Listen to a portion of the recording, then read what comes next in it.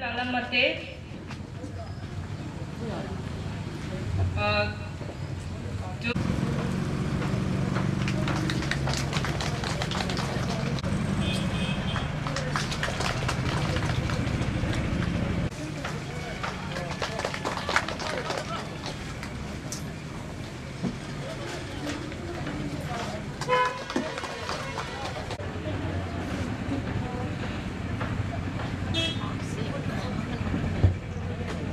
symbolize a brighter future, free of violence. It served as a means of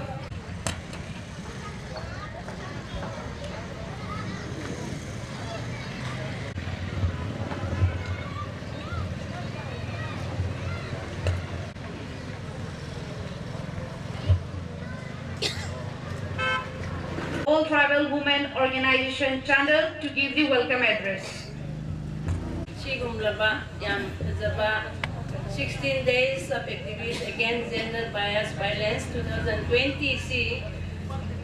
gidamakta lengbirak pa tungan-tungan ba organization degi lakpiri ba sponsor tawbiri ba aduga tungan-tungan ba delegate singna mafam masida laaga ay ngisige kwegi observation sibo mapung kahana na ba nakpibagi damakta na koy miyambo welcome tawzari sigum laba yamna matamsi patra basu masi observe tawdaba yate haina miyamna sumaina wakhan chawthorga masi ay koy observe tawdaba yate haina miyamna lengbirak base tasengna ma organizing committee asigi on behalf tagi ay yam nungayba phongdok sabani maramni ngasigi lairiba akoigi prithibi akoigi India akoigi state asida nupi singbu otnaibagi tabaksi mayamna tokhanningi haibasi ngisi lakpiriba mayam asina su utli ngasi akoigi dignitary singna program si soidana soiba yade haina lengbirakpagi damaksu akoi ngamthai leitana thagatsari aduga masida top tawbi nangai gi damakta lengbirakpa miyam busu nakoi busu yam welcome tawdiri maruena ngasigi sponsor tawbi riba tongan organization nakoi na sumaina pangthok na ba wakhan chawthok na masi tawdbi yade haina uthok sabigi damaksu aikoi organizing committee na haraw phongdoi aidi masi hairaga magni haina khanba ngasige aikoi orange ki marks asi uthok basi wat na puthok pi basi shu ai amna haraw zai masi aikoi topic isiga chanana sumaina puthok bugi damaksu aikoi welcome speech ta ai haraw basi phongdok sabani ngasige sigumba program si mapung phana na ba lengbirak pa ngangbi ki dawriba miyam adu ta ki dawriba khoi miyam nakoi funding makpu shorgi mingda organizing committee na haraw nungai na dayam na nakoi bu okchari haibise hongdolaga loisimdage thank you. Good morning everyone and dear respected Sir Khaidemmani, Honorable Acting Chairperson, Manipur State Human Rights Commission, and Madam Jivanmala, President, United NGO Missions Manipur, Madam Radha Pyari, Secretary IMA, and Ms. Lalamate, President, All Tribal Women's Organization. Aduga loina na ngasi akoy gi co-host organize tawmina ba Madam Sobita Mangsatabam, Convener Women Committee, United NGO Missions Manipur, amasung Secretary Women Action for Development, Ms. Sangnay Dar Kontang, Secretary Vehicle Sections Development Council, and everyone. I extend once again my warm welcome to all of you in this Palain Bazaar.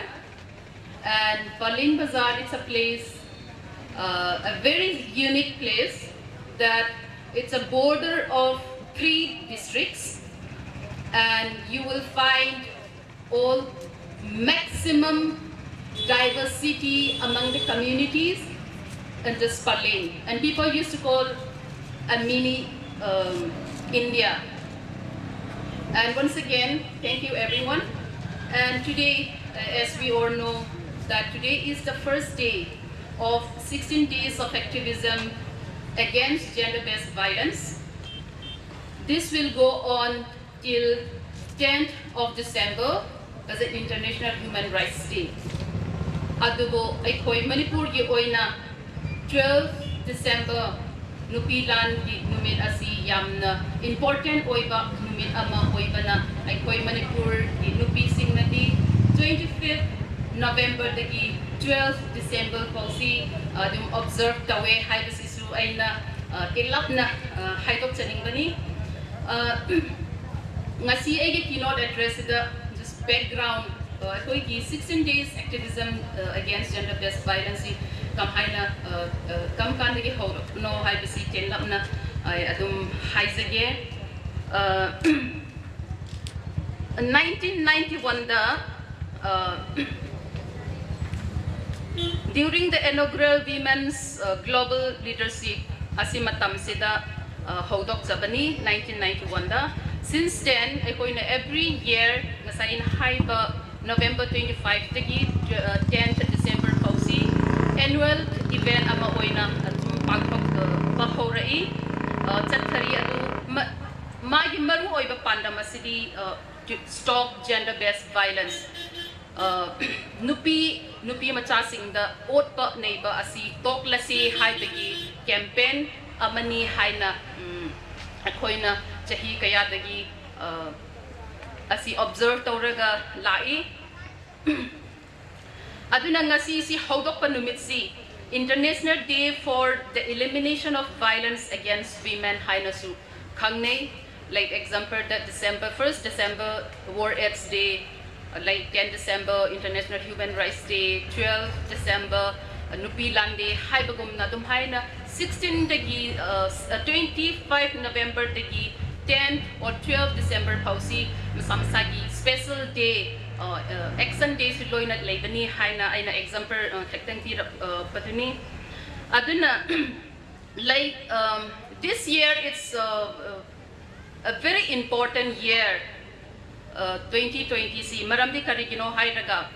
1995 fourth World Conference on Women's in Beijing marked significant turning point of global agenda for gender equality. Asi aikoina Beijing platform for action haiba adugi ahanba tawthapan chahi si 1995 ni adu dagi hauna ngasi si yeng bada it's 25 years. It's a very important milestone for the issues of gender equality haina ngasi kumsisi yamna important oiba chahi amasu oye haina aina haidok chaningi. Unfortunately at the global level the aikoina gender equality stop gender based violence asigi campaign si asuk kuina chathaba oirasu yamna laibak thiba amadi Manipur recorded the worst sex ratio according to the 2018 report on vital statistics of India based on the civil registration system. Asi akoi Manipur gi oinadi yamna laibak thibani haina ai haidok chaninge. And then 2020 gi context akoi na yengba kanda 11 March 2020 the World Health Organization COVID-19 outbreak si global pandemic ni haina declare tawrame adu ga loina na the impact of COVID-19 on violence against women yamna hakheng na nupi angang sing da awaba bihale hai basisu it's a global mayamna khangaba potsak amani Why? Because the COVID-19 asina limits physical mobility, suspended public transport, and closed or limited access of specialist support services that hinders the ability of survivors to access support, including first aid, medical, justice, healthcare, psychosocial care, and social protection. And then perpetrators use restrictions due to COVID-19 to exercise power and control over their partners to further reduce their access to services and support from formal and informal networks. Looking at the status of Manipur, as we all know, we are living in a society which is governed by a patriarchal system since time immemorial,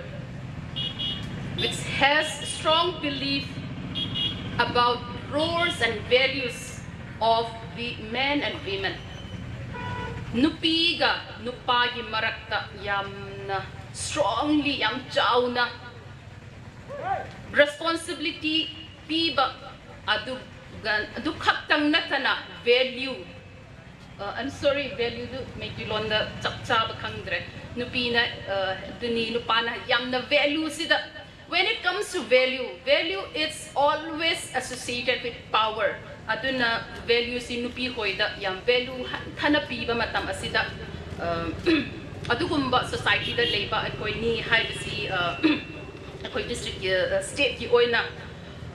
haidok chaninge aduna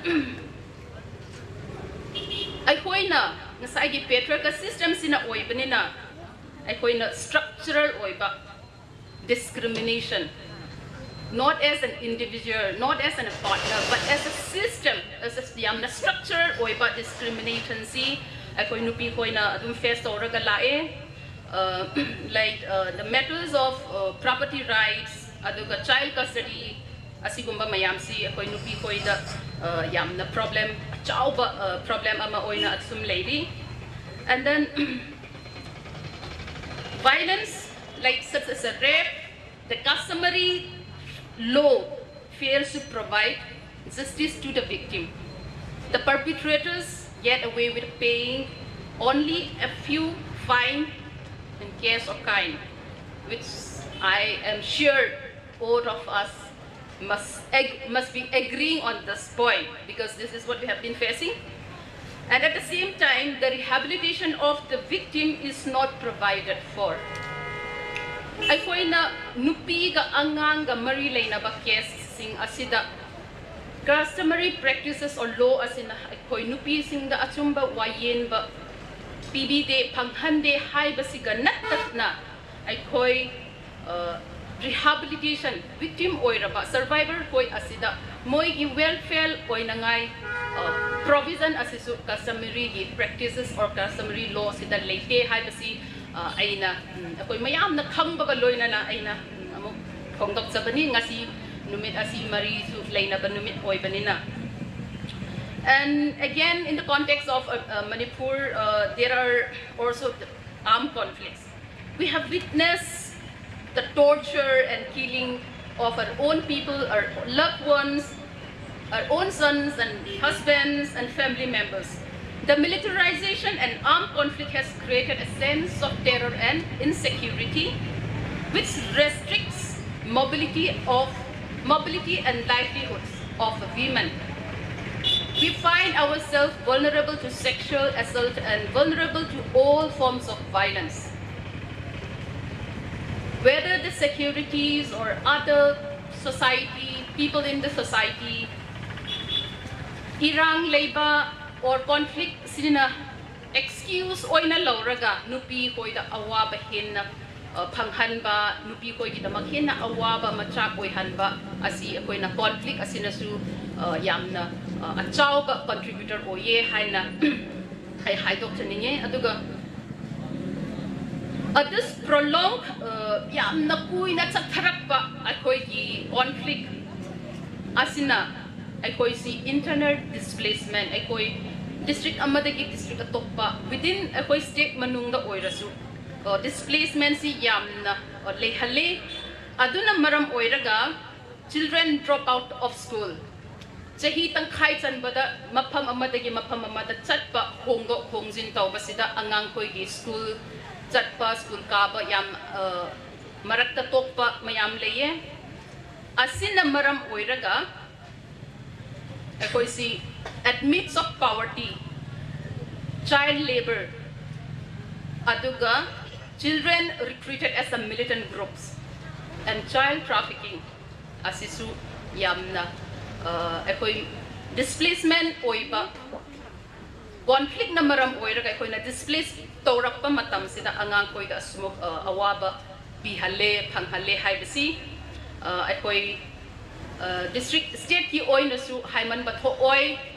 Whereas in the context of Chandel Asidi, this has been happening. This is what we have been directly facing. Hai basi ay na hai Dr. Ningbani. Aduga drop.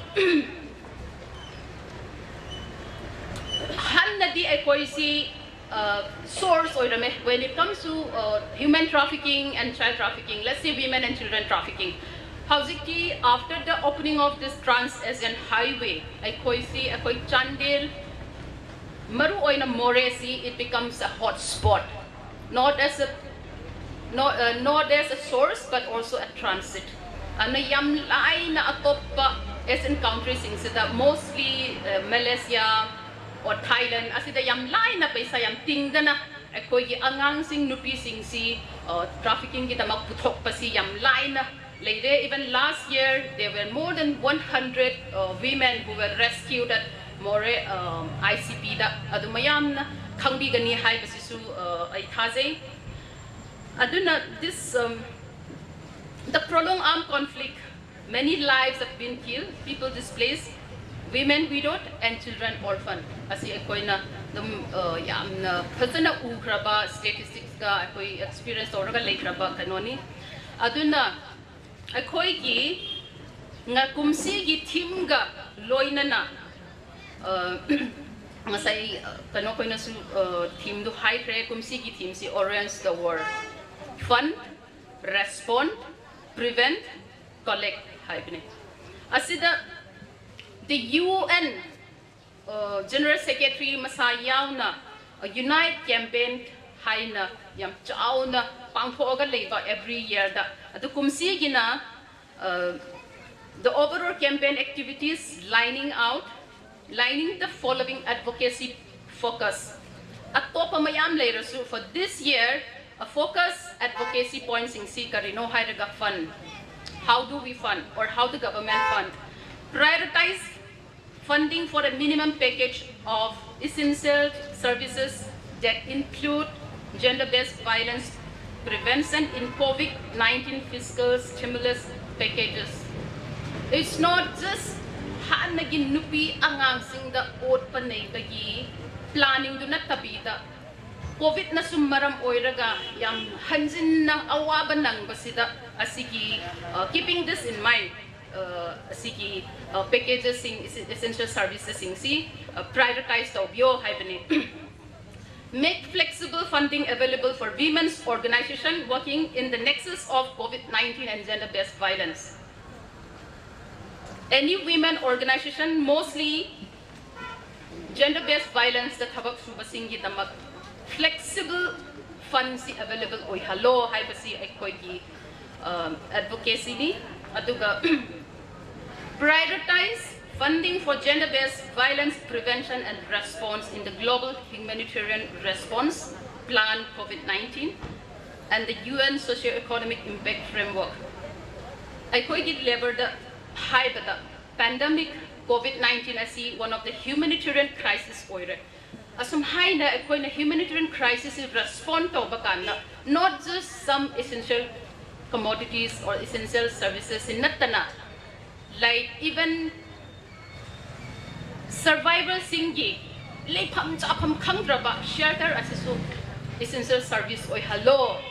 aduga essential service sing sida ekoi na mostly asumhay na humanitarian crisis labor matamda rasan dal asil mayam thangye whereas something very important, sanitary pad gummasi hek lekte. So these are the things that we have to incorporate during humanitarian response. Aduga response asiki fund ani ko asiki aduga response over kanda undertake explicit measurement that services for service providers maintain essential during COVID-19 lockdown, including ensuring continuum of adequate criminal justice. We have been facing that ekoina court ki case makai si COVID-19 na maram oiraga court chat thate hai basi ekoina tasing na experience to rakrab ni for last few months. So asikum basi COVID na maram oirasu criminal justice response sidi ensure to bio hai basi ekoina respond kita point amani. It's a very important point. Like we have a lot of POCSO cases pending. Aduga violence against women ki case adum pending laye court hangde hai bagi. Ensure minimum essential services maintained adopted well the non-existence. And then essential services assume the facility like hai na darkar oiba survivors ingsi hekta ignore taupa. Aduna services su leitaba oiradi adugumba duda service su leihalo haiba. Like example da we don't have adequate label room in most of the health centers. Adu oiradi leite haiba duda khak na tabida leitaba mafam aduda leihalo haibasi. Aduga prevents the declared national zero tolerance policy for gender-based violence with concrete action plan in place.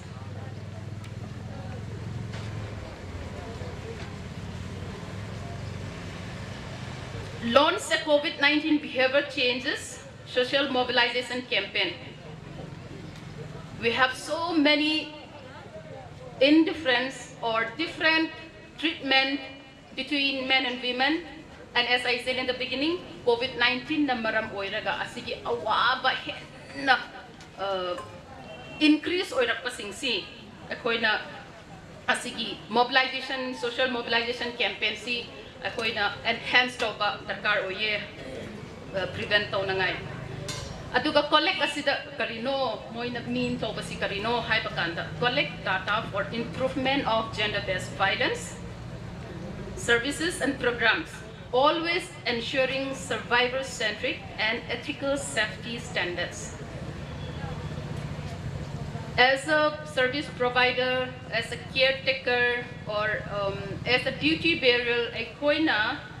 information singsi collect to bakanda survivor singi safety, ethical safety standards si maintain to ba. Hay na collect asi da su yam sing na asigi ethical safety si mention tawe. So our overall keynote asi da ako na heisening basti allocating adequate resources to prevent and address violence against women is not only a legal obligation and a moral imperative, but a sound investment too. Ako na fund si adequately matikcha fund or invest resources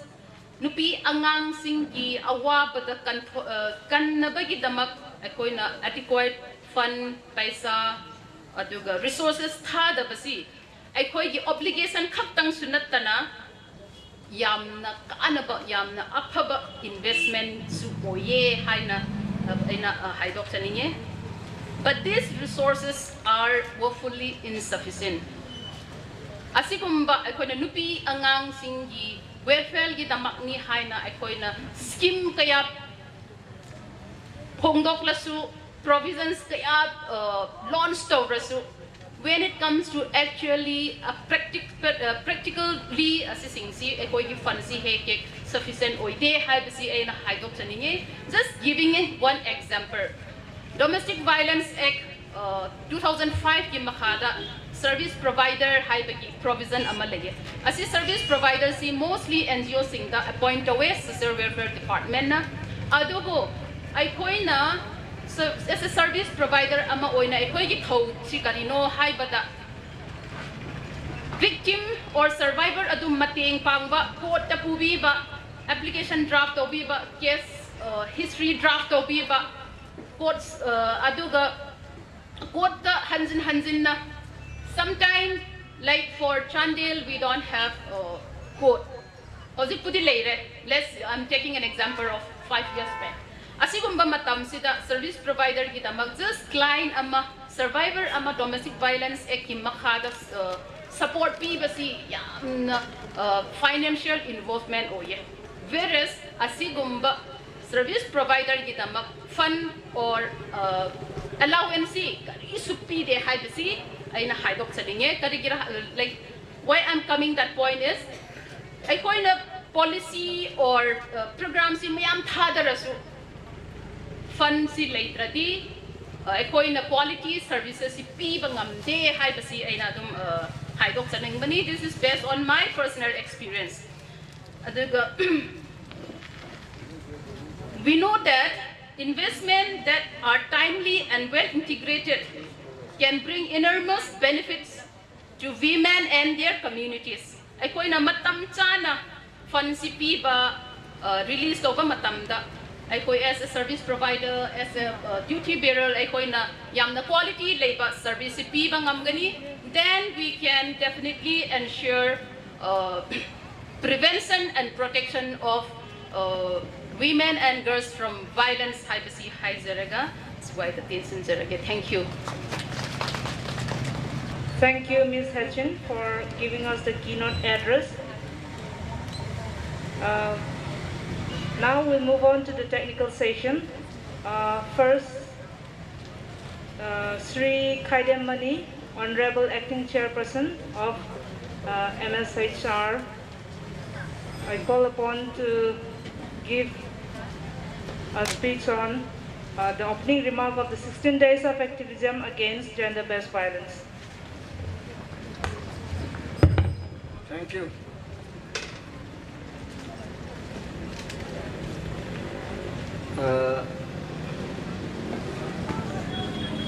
Mayam punamat maroena nupi singi mai ben singi chaliche sing pulurate maruma pangsing nasige yamna chamna pangthokpa asi yamna lai balonda mayamna khangnana ba mai bel sing khangnana ba haige prithvi ke oina nupida ot naiba gender violence aise gender aise nupa nupi khaibani gender violence aidi nupida ot naiba toba asu gender violence NGO singna adoga tongan ba dairi ba system da season balonda ni ado kolaki mai bel singna khang da bayai gender violence nupi de toba tathaba awat anei aiba adugumba adugi taraturuk suba taraturuk laki nate taraturuki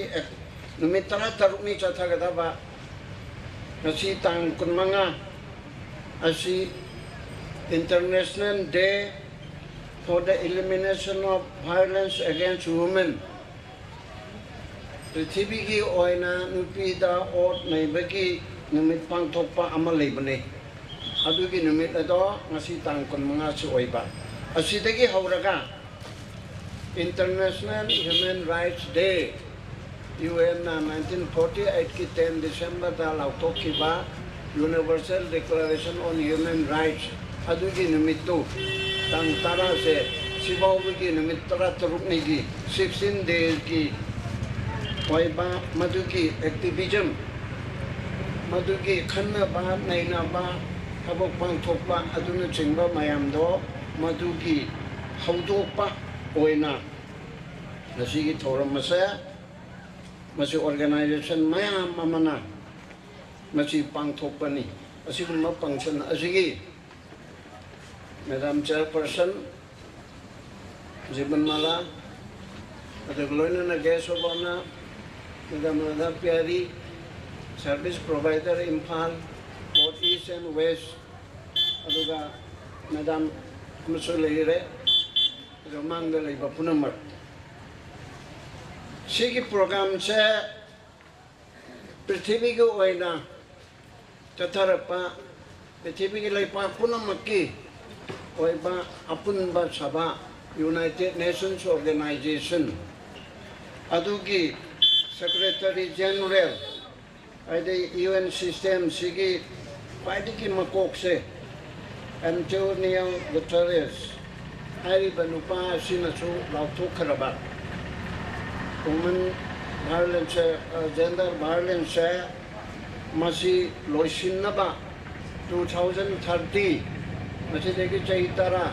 Maugi Manda, Losinamba Hornaba, Adu the Unite campaign, Unsilu, and a Haibado, Adu Magi, Port Amadasu, Tatarapani. Samna Harabada, Polio Mutatnaba, Petivida, Mama Chatare, India, the Chatare, 2015 Bauda Losinba, 2020 Dalosinba, Polio Free State Oiba. Haina Chatavado Adugumna domestic violence free oiba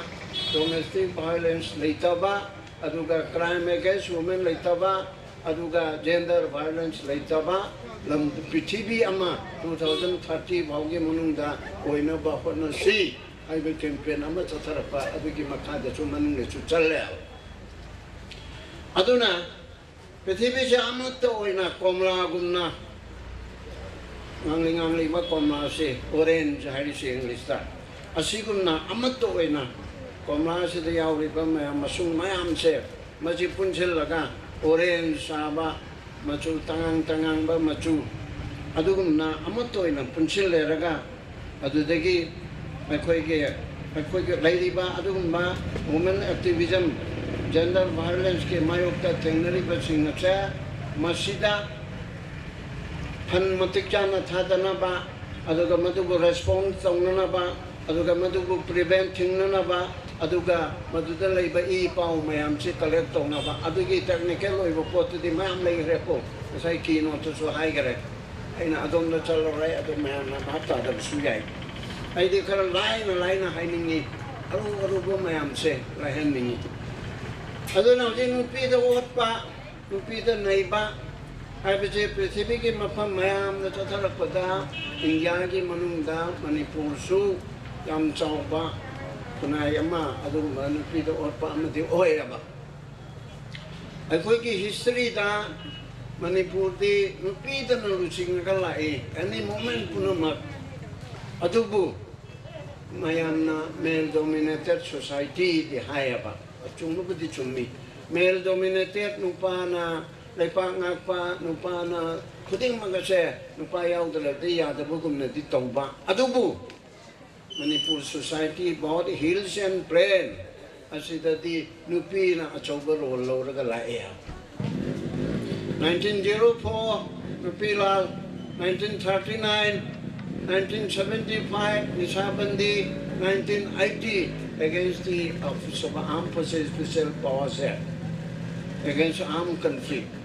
Haidana nupi singi sakti se nupi na choba moment se masi tauraga laia. However, our society is male dominated society de haiba. Male dominated society but nupi na control tauba nupi na movement da luching ba karigumba uhiu ba man nisabandi tauragani adigi drug thingna ba honagani adudigi army ki ka engine ma chata thengna ba honagani kanana makok chingi nupi na chingana thabak ta di nupi na makok chingi adubu ekoi ki system masina ekoi ki society se male dominated society di haya aduna adugi da muntadi marak gamen na mata minggoy na nupi da parliament assembly aduga leiriba local self government singda reserve piba haidana hojik panchayat ki thakta aduga jila parishad ki thakta di 1/3 pide piba aduga amuk scheduled tribe ki scheduled caste ki haidana reserve tawdana mathang mase asi lakpa hori aduna masigi sida aina yang kana haining base domestic violence masi yang chawbi su mo oya aduna domestic violence se hahanna bagi upai su yamna leire ba ado aikhoina sijina bangamdri ba Domestic Violence Against Women Act 2005 ase koi sijina gadam ne ba ase koi sijina dri ba chami manungda 10% yobra yobdelbra khandri Nipi ayam ba ma ginu pana pogba maku manen na orpa in-laws in orpa na ibasa masida chat chana protest ba madugi theng na bagi pot ase mase koi ngamdri masi kwani ke maru iba pot amana adu dana ba women NGO singi role yang chawe domestic violence ke case ma thokpada nupi yunggi nupi victim oiribaduna thoktana ma case to ge haiba ngamoi 90% na adoridi NGO leiba singdo aduna chenbi gadam ne chongbi gadam ne ba for example ai Manipur Human Rights Commission da laibada chandel dagi atu kalai dagi nupi activist singna Matana sum mache magi no pana du tawbire aduna du tawbire hai besi karai de chatkani kari tawgane hai besi moina hai aina guideline pi o ko ta chapan thokadona sida chalo service provider ta chapan thokadona sida chalo hai dana aduna ai khoi da leijeri ba ai khoi ki khulai se ai khoi ki nupi singna sizinate ai khoi ki nupa singna sizinate ai khoi ki social worker singna sizinate ai khoi na sorok ta thoga lauba wakan me pham ba ban tauba lambi thugai ba adom na changsil le ado ke mari leina na hojik ti war roi da ba mana Manipur Human Rights Commission aina hojik pujari che ni ohum pugadabani adubu Chief Justice oiba amaga High Court Judge oiba amaga aiga ohum pugadabani adu ani du leitabani na aina dum pore government na senabi mutungina ana sigumba one man commission oraga so functional bi oibani na masida approach to bi are hojikti ache yang ngare ba Mapung karata wangang badi ko na kangaktana mayam amade la eko sanden lagi la senapati de la pamata digi ngarang student union la moige karino ama mama minister no hongdok digi tawre ko la adu di action local lo haidana iri ko aduna hoje lai ba pot puna maksya kudong sada ba mayok na bada Yana na please contact your women NGO, women activists in the contact Toro, then come to the Manipur Human Rights Commission. Problem ang ito leroy. No, ay na mag-solve sa wiyani, wakat pa siya. Wakat lising na matharap pa yan niya. Matharap pa yan niya. Asida karigita mo ito ng pita on pa. Ato da karigado tauba, ito na action log na tanagay matakta. Sipai matakta, aduga lamhen ban upar singi matakta, organization singi matakta, logat payaya. Hoite organization NGO singi matakta so hai simba ko tauna tau so yokala banela. Adu so ay ko na warning period niya. No ni bichar to kadam nati. Sumay na no na kai to kadam bani. Ko amugum na khanganu ai dana yam chai bani ne. Aduna Human Rights Commission sizinaro yumda khana chaina ba tawbai aige nupana inembok na karina otpa nai bapuna magado isana direct chat pa ngamdarasu thangna ba the woman activist amada objecti chingi su yam lere tribal women gi mayam lere ꯑꯗꯒꯤ ꯇꯣꯉꯥꯟ ꯇꯣꯉꯥꯟꯁꯤꯗ ꯌꯥꯎꯕ association organisation ꯃꯌꯥꯝꯁꯦ ꯌꯥꯝ expert ꯉꯥꯛꯇ ꯉꯥꯏꯔꯕꯅꯦꯕ ꯑꯣꯔꯒꯅꯥꯏꯖꯔꯁꯤꯡꯁꯦ expert ꯑꯣꯏꯔꯦ ꯍꯤꯟꯗꯤꯗ ꯏꯪꯂꯤꯁꯇ ꯌꯥꯝ ꯐꯖ ꯐꯖꯅ ꯋꯥꯔꯜꯒꯤ ꯑꯣꯏꯕ ꯄꯣꯠ ꯑꯁꯦ ꯃꯁꯤ ꯈꯪꯅꯕꯅꯦꯕ ꯑꯗꯨꯅ ꯅꯈꯣꯏꯒꯤ ꯏꯃꯨꯡ ꯃꯅꯨꯡꯗ ꯊꯣꯛꯄ ꯃꯆꯥ ꯃꯆꯥꯗꯨꯗꯤ ꯂꯥꯏꯅ ꯃꯗꯨ ꯇꯧꯕ ꯌꯥꯏꯕ ꯑꯗꯨ ꯀꯝꯄ꯭ꯂꯦꯟ ꯇꯧꯗꯕꯗꯣ ꯋꯥꯀꯠꯇꯕꯗꯣ ꯑꯗꯨꯅꯅꯦ ꯋꯥꯀꯠꯇꯕ ꯍꯥꯏꯕꯁꯤꯗ ꯈ꯭ꯋꯥꯏꯗꯒꯤ ꯁꯣꯏꯔꯕꯅꯤ ꯉꯁꯥꯏ ꯀꯩꯅꯣꯗ ꯍꯥꯏꯈ꯭ꯔꯦ ꯁꯥꯔꯚꯤꯁ ꯄ꯭ꯔꯣꯚꯥꯏꯗꯔꯒꯤ ꯔꯣꯜꯁꯤ ꯌꯥꯝ ꯆꯥꯎꯋꯤ ꯃꯗꯨ ꯄꯩꯁꯥ ꯄꯤꯕꯤꯗꯦ ꯁꯤꯁꯨ ꯀꯔꯤꯒꯤꯅꯣ ꯑꯩꯗꯤ ꯉꯁꯤꯗ ꯇꯥꯏ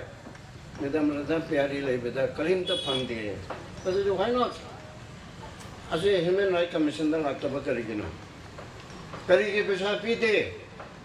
ꯐꯦꯃꯤꯂꯤ ꯀꯩꯅꯣ ꯁꯣꯁꯤꯌꯦꯜ ꯋꯦꯜꯐꯤꯌꯔꯅ ꯅꯠꯇ꯭ꯔꯒ ꯀꯔꯝꯕ ꯗꯤꯄꯥꯔꯠꯃꯦꯟꯅꯣ ꯑꯗꯨꯅ ꯄꯤꯗꯦ ꯍꯥꯏꯕꯁꯤ ꯀꯃꯤꯁꯟꯅ ꯑꯣꯔꯗꯔ ꯇꯧꯔꯒ ꯑꯗꯨꯒꯤꯗꯨꯗ ꯌꯥꯝ ꯊꯨꯅ ꯋꯤꯗꯤꯟ 15 daysꯒꯤ ꯃꯅꯨꯡꯗ ꯃꯔꯝ ꯄꯤꯔꯛꯎ ꯍꯥꯏꯅ ꯑꯦꯛꯁꯟ ꯂꯧꯈꯠꯄ ꯌꯥꯏꯅ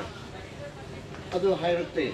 ꯑꯗꯨꯅ ꯑꯩꯅ ꯍꯧꯖꯤꯛ ꯉꯁꯥꯏꯒꯤ ꯃꯦꯗꯥꯝ ꯀꯤꯅꯣꯠ ꯄꯤꯕꯗꯣ ꯃꯥꯁꯨ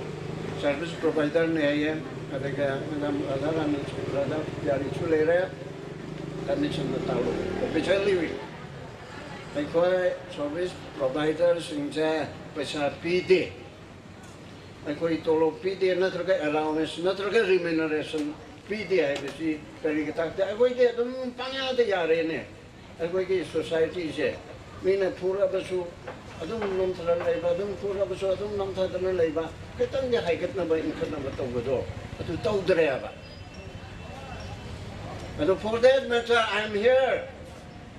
for the last 43 years as a lawyer, as a right activist, as a woman activist, as a youth activist,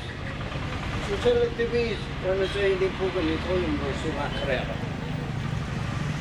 Kaya may bel singi mera paibigi momenta, ato ba, mong chawbi kumbi, kahit laibang matam, 1975 ta kapsing dagi. Inspector, Excise Inspector, ramna yung ngawbadigi thokiba thogdo, adadigi Nishaban December 1975 ta, thereafter 1980 ta, Armed Forces Special Powers Act 1958 asa, whole Manipur, asi chalayrakpadigi army ka mayokta, adagi mayokta, lan changba ingay belsin na kulay na sijina ba ibu, nang mang tararaw, no, kaya mani kaha, hayda na sijina rapado, adu lakraba. ꯑꯗꯨꯅ ꯃꯊꯪ ꯂꯥꯛꯈ꯭ꯔꯕ ꯀꯥꯟꯁꯤꯗ ꯍꯧꯖꯤꯛꯇꯤ authority ꯑꯃꯗ ꯊꯝꯃꯦ ꯑꯗꯨ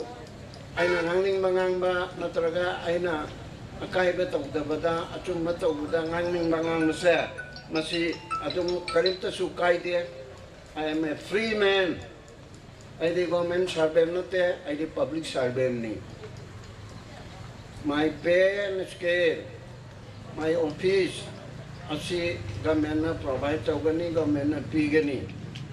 and I was appointed by the governor of Manipur government na sukhanbanate Manipur government na chief minister speaker opposition leader ohumna governor da thagalaga governor na warrant of appointment judge kanmugumna high court ki judge kanmugumna aduda tawraga khanbani aduna I government ki mayukta nate, government ki sogat pasu nate, government ki leiba authority singna aramba tawbada, madugi matate action long na ba recommend tong na bigi teng leiba commission na, human right nak na ba, nabi singi right kan na ba, adu right kan na ba right pi na ba ngak na ba leiba se, masida ay ki right piu, ay bunupa na sumay na tawbire, pero ilikay da sumay na tawbire. Aigi sumaina army na check tawbada sandel da army na check tawbada adu tawraga adugunba organization na hill council na aduna dana pramanamani aduna tawraga yanana ba o adu konga ka paisa supiraga yare kai base akoina madu tawbire hairati yaroi kaino ji chathari ba sandel gi tawbiba kudeng tabi da tawbiba singdo kokpati hairaro aduna ꯑꯩꯈꯣꯏꯒꯤ ꯀꯩꯅꯣ ꯑꯁꯤꯁꯨ ꯈ꯭ꯋꯥꯏꯗꯒꯤ ꯐꯠꯇꯕꯅꯤ customary ꯂꯣꯁꯦ ꯑꯁꯤꯁꯨ ꯐꯠꯇꯕ ꯂꯩꯌꯦꯕ customary ꯂꯣꯅ ꯔꯦꯞꯀꯤ ꯃꯇꯥꯡꯗ ꯑꯗꯨꯒ ꯃꯤꯍꯥꯠꯄꯒꯤ ꯃꯇꯥꯡꯗ ꯄꯣꯛꯁꯣꯒꯤ ꯃꯇꯥꯡꯗ ꯀꯁꯇꯃꯔꯤ ꯂꯣꯅ ꯈꯨꯠ ꯊꯤꯡꯖꯤꯟꯕ ꯌꯥꯗꯦ ꯃꯁꯤꯃ ꯃꯌꯥꯝ ꯈꯪꯕꯤꯔꯣ ꯑꯗꯨꯅ ꯑꯩ ꯆꯤꯡꯗꯁꯨ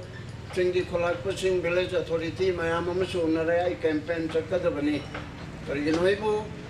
ꯚꯤꯂꯦꯖ ꯑꯣꯊꯣꯔꯤꯇꯤꯅ ꯃꯤ ꯇꯥꯟꯊꯣꯛꯄ ꯉꯝꯗꯦ ꯈꯨꯟꯗ ꯆꯪꯍꯟꯕ ꯌꯥꯗꯦꯅ ꯍꯥꯏꯕ ꯉꯝꯗꯦ ꯑꯗꯨꯗꯒꯤ ꯀꯩꯅꯣ ꯃꯤ ꯍꯥꯠꯄꯒꯤ ꯃꯤ ꯔꯦꯞ ꯇꯧꯕꯒꯤ ꯃꯣꯏꯅ ꯑꯣꯛ ꯑꯗꯨꯛ ꯆꯥꯔꯒ ꯂꯨꯄꯥ ꯑꯗꯨꯛ ꯀꯣꯡꯉꯒ ꯌꯥꯔꯦ ꯍꯥꯏꯕꯁꯤ ꯉꯝꯗꯦꯕ ꯉꯝꯗꯕꯗꯣ ꯈꯪꯗꯕꯅꯤ나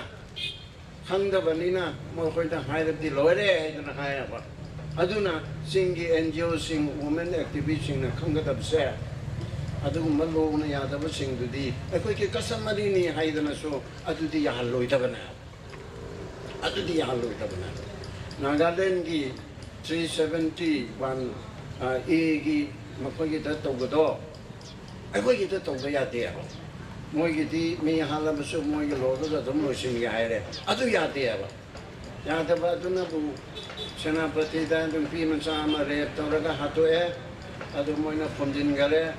ꯄꯩꯁꯥ ꯈꯔ ꯋꯥꯐꯣꯡ ꯍꯜꯂꯒ ꯑꯣꯛ ꯌꯨ ꯇꯧꯔꯒ ꯂꯣꯏꯁꯤꯜꯂꯝꯃꯦ ꯑꯗꯨ ꯀꯣꯟꯅ ꯑꯃꯨꯛ ꯊꯤꯒꯠꯂꯛꯄꯗꯒꯤ ꯃꯗꯨ ꯌꯥꯔꯣꯏ ꯍꯥꯏꯗꯅ ꯍꯧꯖꯤꯛ ꯐꯥꯁꯤꯒꯤ ꯍꯨꯀꯨꯝ ꯄꯤꯗꯅ ꯂꯩꯔꯤꯑꯕꯀꯣ ꯑꯗꯨꯅ ꯀꯥꯟꯅꯗꯕ ꯂꯣꯁꯦ ꯃꯁꯤ ꯆꯠꯅꯕꯤ ꯑꯣꯏꯔꯕꯁꯨ ꯀꯁꯇꯃꯔꯤ ꯂꯣꯁꯦ ꯅꯨꯄꯤ ꯈꯨꯟꯅꯥꯏꯒꯤ ꯆꯥꯎꯈꯠ ꯈꯣꯡꯊꯥꯡꯗ ꯑꯗꯨꯒꯨꯝꯕ ꯈꯨꯗꯤ ꯊꯤꯕ ꯑꯗꯨꯒꯨꯝꯕ ꯑꯌꯦꯠꯄ ꯄꯤꯕ ꯑꯣꯏꯔꯕꯗꯤ ꯀꯁꯇꯃꯔꯤ ꯂꯣꯁꯦ ꯑꯩꯈꯣꯏꯅ ꯌꯥꯔꯣꯏꯗꯕꯅꯦ ꯑꯗꯨꯒꯤꯗꯃꯛꯇ ꯃꯔꯨꯑꯣꯏꯅ ꯋꯨꯃꯦꯟ ꯐ꯭ꯔꯣꯝ ꯍꯤꯜꯁ ꯃꯁꯤꯗꯤ ꯈꯔ ꯍꯦꯟꯅ ꯊꯧꯅꯥ ꯂꯩꯕ ꯈꯔ ꯍꯦꯟꯅ ꯁ꯭ꯇꯔꯒꯜ ꯇꯧꯕ ꯑꯃ ꯆꯪꯉꯦꯕ ꯃꯔꯝꯗꯤ ꯆꯤꯡꯒꯤ ꯂꯩꯕ ꯏꯃꯥ ꯏꯕꯦꯜꯁꯤꯡꯁꯤ ꯄꯪꯉꯤ ꯍꯥꯏꯗꯅ ꯆꯤꯡꯒꯤꯗ ꯑꯩꯈꯣꯏꯒꯤ ꯚꯤꯂꯦꯖ ꯑꯣꯊꯣꯔꯤꯇꯤꯅ ꯀꯔꯤꯅ ꯄꯪꯇꯧ ꯇꯧꯕꯤꯕꯁꯦ ꯑꯁꯤ ꯁꯝꯇꯥꯏꯝꯁ ꯌꯥꯎꯋꯦꯕ ꯆꯦꯡ ꯌꯦꯟꯕꯗ ꯍꯧꯖꯤꯛꯇꯤ ꯌꯥꯝꯅ ꯂꯥꯛꯈꯔꯦ ꯆꯦꯡ ꯌꯦꯟꯕꯗ ꯑꯗꯨꯝ ꯐꯨꯕꯤꯔꯦ ꯅꯨꯄꯤꯗꯨ ꯅꯨꯄꯥꯗꯨꯅ ꯐꯨꯕꯤꯔꯦ ꯑꯗꯨꯒ ꯃꯈꯧꯔꯤꯗ ꯄꯥꯏꯔꯦ ꯈꯣꯠꯂꯦ ꯍꯥꯏꯕ ꯑꯀꯛꯅꯕ ꯀꯦꯁꯇꯤ ꯍꯥꯏꯔꯔꯣꯏꯀꯣ ꯑꯁꯤꯒꯨꯝꯕ ꯃꯌꯥꯝ ꯆꯥꯟꯗꯦꯜꯒꯤ ꯇꯃꯦꯡꯂꯣꯡꯒꯤ ꯌꯥꯝ ꯂꯩꯌꯦꯕ ꯑꯗꯨꯅ ꯑꯩꯅ ꯍꯥꯏꯔꯤꯗꯤ ꯑꯩꯈꯣꯏ ꯃꯌꯥꯝꯁꯦ ꯁꯤꯒꯨꯝꯕ ꯋꯨꯃꯦꯟꯒꯤ ꯃꯤꯑꯣꯠ ꯃꯤꯅꯩꯒꯤ ꯇꯧꯕꯁꯦ ꯃꯁꯤ ꯑꯩꯈꯣꯏ ꯕꯤꯋꯦꯌꯔ ꯑꯩꯈꯣꯏ ꯆꯦꯛꯁꯤꯟꯁꯤ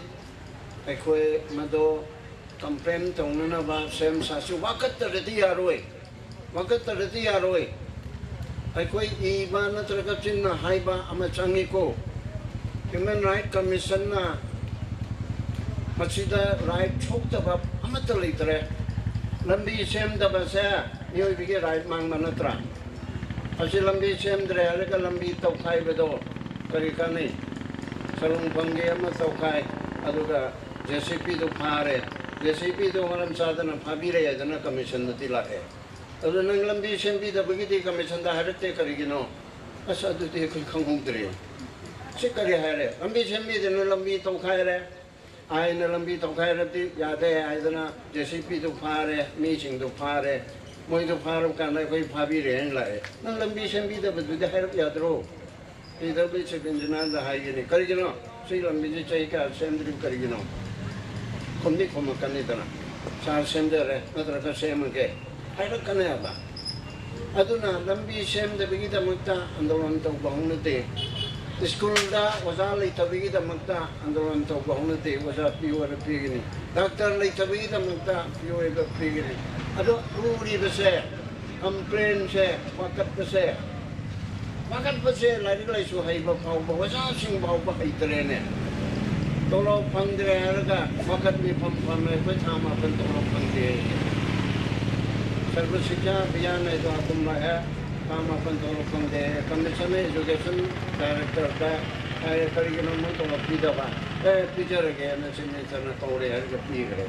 फॉर एग्जांपल को अपन 2019 लोरम दाइ द टॉप और माले 20 का होगा लगता अदुना तोलो फंगदबिकी आइगे फंगम थोपा हक अदु फंगदबिकी पुनमक असिदा पुनमक असा अकोई वाकटपा मदि चंगेबा सर्विस प्रोवाइडर सिंह मोइदि खरा खंगबनी मोइजो मतeng Canada लोगदेगे से खंगद्र मतeng लोकम से खंगद्रेबा चेंग फंगद्रे आई Canada हाइगनी सिगुम मचा मयाम से असिगुम मयाम से द वुमन एक्टिविस्ट ना चिंगी गदबने ꯑꯗꯒꯤ ꯅꯔꯦꯒꯥꯒꯤ ꯄꯩꯁꯥ ꯄꯤꯗ꯭ꯔꯦ ꯑꯩꯒꯤ ꯃꯤꯡꯗ ꯌꯥꯎꯔꯒ ꯄꯩꯁꯥꯗꯣ ꯑꯇꯣꯞꯄꯅ ꯂꯧꯈ꯭ꯔꯦ ꯁꯤꯁꯨ ꯀꯦꯁ ꯌꯥꯝ ꯄꯥꯏꯈꯠꯂꯤ ꯑꯗꯨꯗꯤ ꯀꯔꯝꯍꯥꯏꯅ ꯇꯧꯅꯤ ꯑꯗꯨꯅ my door is open now ꯂꯝꯐꯦꯟꯗ ꯂꯩꯕ Human Rights Commissionꯗꯅꯦ anytime that anybody na nupi or nupa or anybody changakpa yagani ai maduda chaudana sangdana ai changakpa yaroi adu haidana security na ngaktana ikasu thamde I will welcome adu khudong chada ba mayam le re ba adu wakat pina ba leitre ba adu ina so moto daga locality aina lokot su yai ko locality case la amarom lai gana ba adu de lokot ba ngamoya achi amegi school waza leite haidana ina so moto lokol bada Senapati kanguna saugane ko ge de lokat pide josan bo kanguna saugani adu ge okul kanguna saugani adu de no koi na haira kon to ya ai ko ge right che mange adu ge adu tore mange hai bese loi na makase haziki matam da social political economic right che generation ohum first generation blue right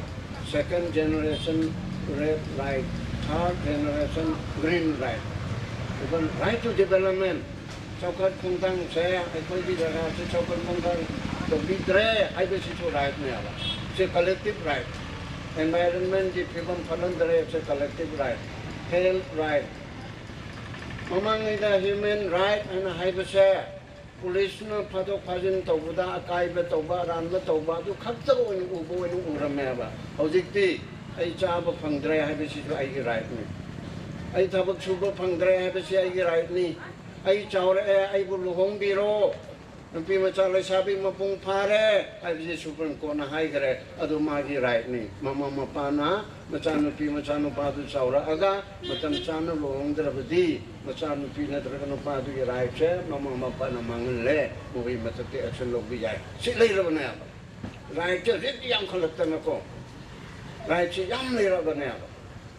aduna right chi yam le ra bu matam sida the Manipur Giti Body Hills and Brand Organization mayamam le NGO activists mayamam le aidamaram da harawi aduna Human Rights Commission sin su NGO sing activists sing human rights ki le jo mayam sida or committee sem dana ai ge kana tori sini aduga sidigi ching tam chim hawki khoi ga soina nominate tore kanada madam Savita goy adigi Jiban Mala goy ai ge Human Rights Commission ki core committee women wing gi lere adigi NGO and the Human Rights ki body singi oiba committee lere aduda adu maina mayam masi lere ta ko ji thoru kunna to mina bata ai khoi gi awat pa se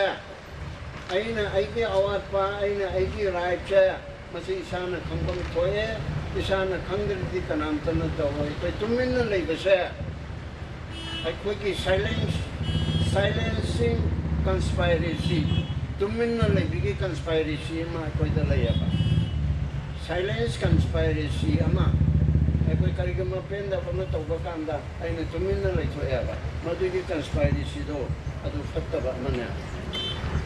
aduna kanagumba mana aranba crime ma tawre maduda crime ma tawdana laipata amangba pire aduda aina yendana leithoe adoriti mangal libese crime tawriba mi adu khatna mangan banatre tumina yendana leiba ai gichu iral oya ba aina angam ma tawuta ba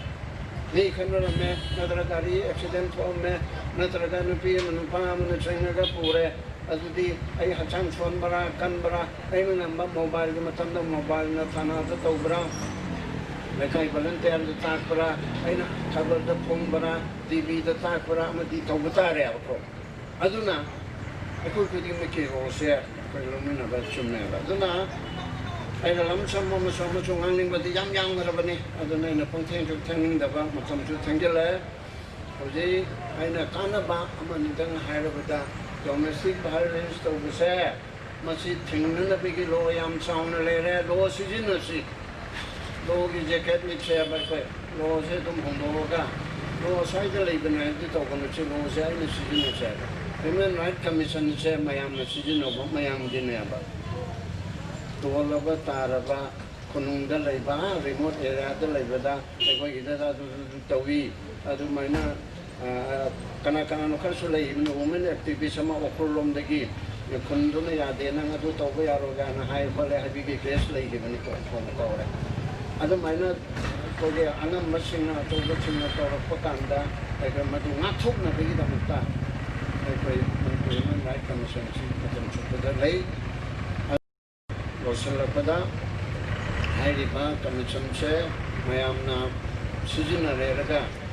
ekoi gi right chi phangnana ba onagada bani ajana ngasi sina ekoi gi nupi da mute mini to bugi numit haidana lere adudagiti tang tara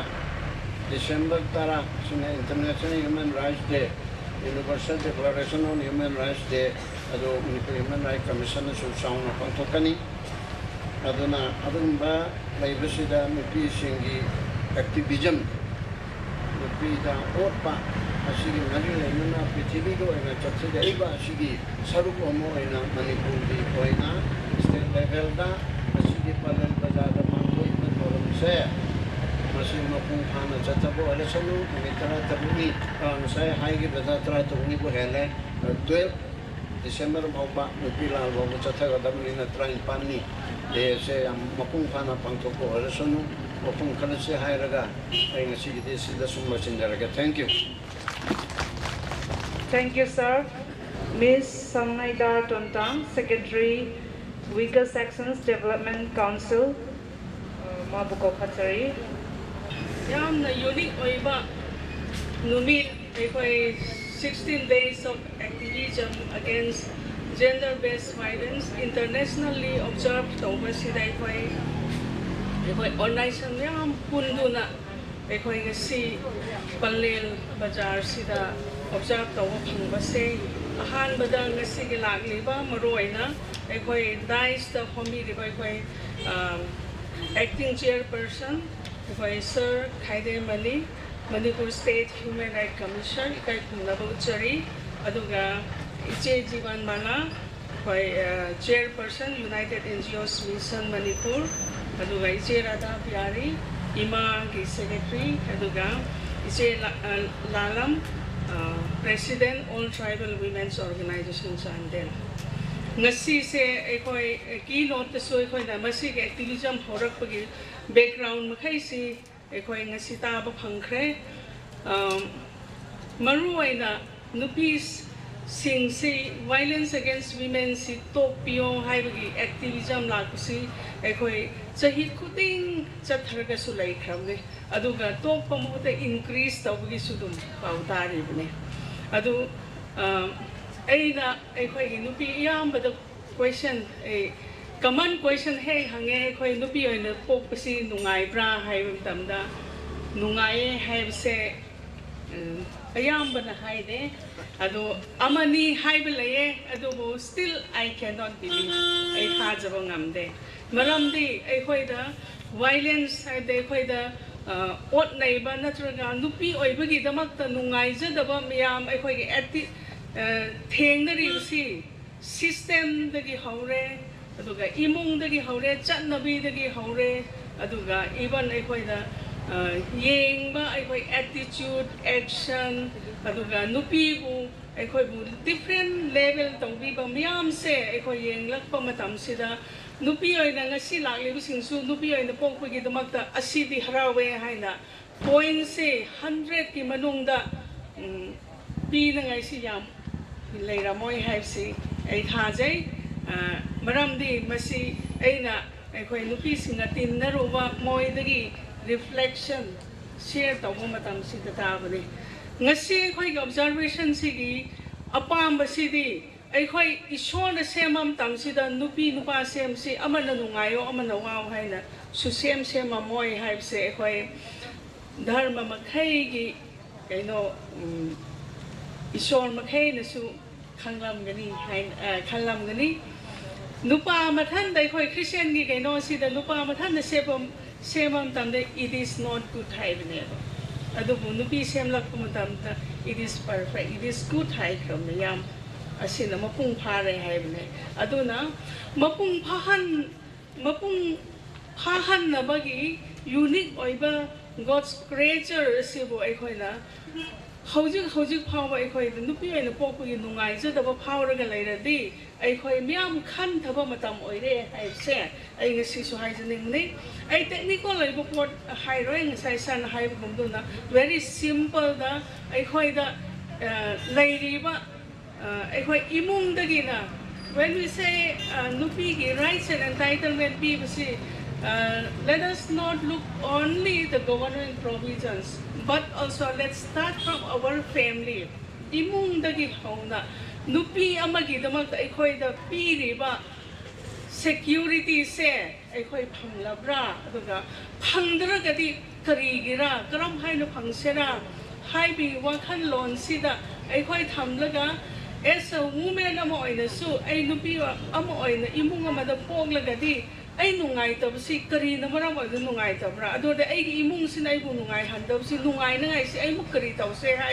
hai bagi campaign se ngasi gi ai khoi gi nungi oiba activism hawpham se isa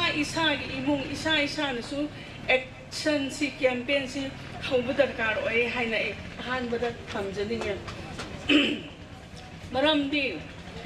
aikoi na custom do oisanu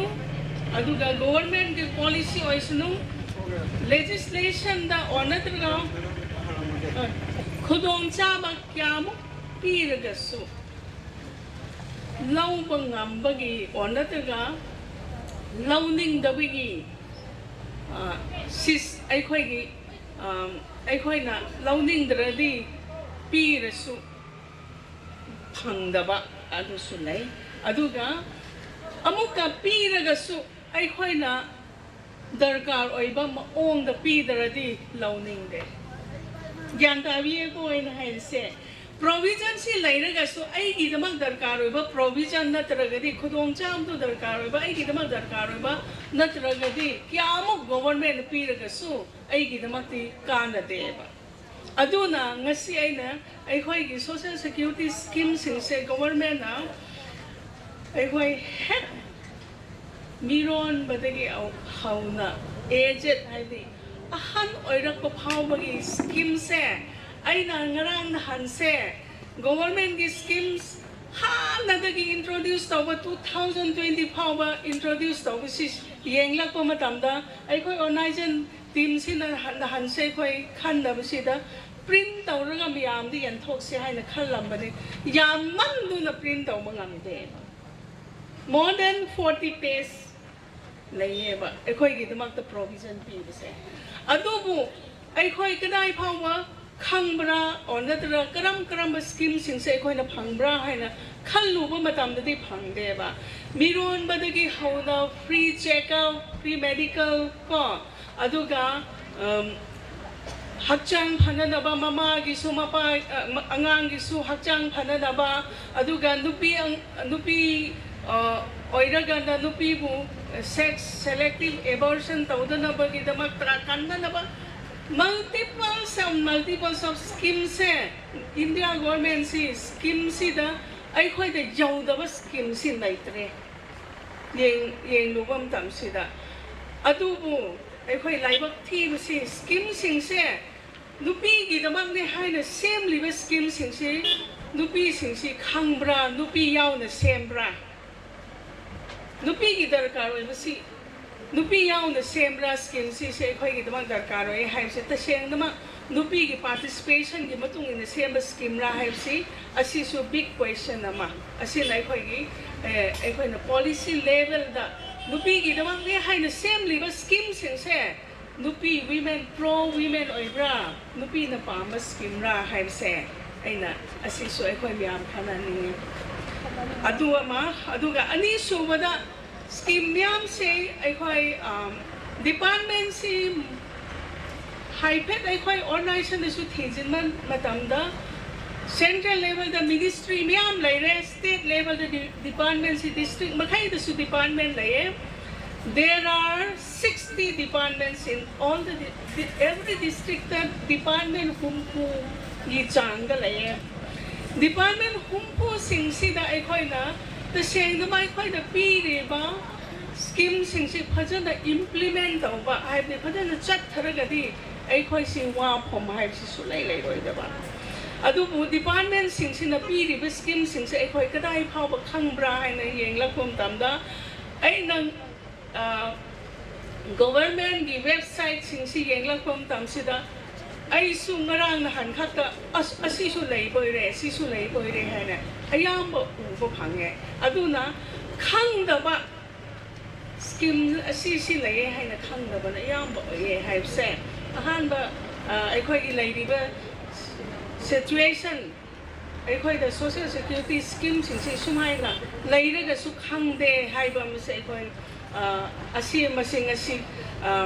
karam haina khangdradi nupi gi damak ne haina khangna nupi aikoi na khangdradi adugi scheme si leibagi kirika na bra haib se aikoi khang phom thoe aduna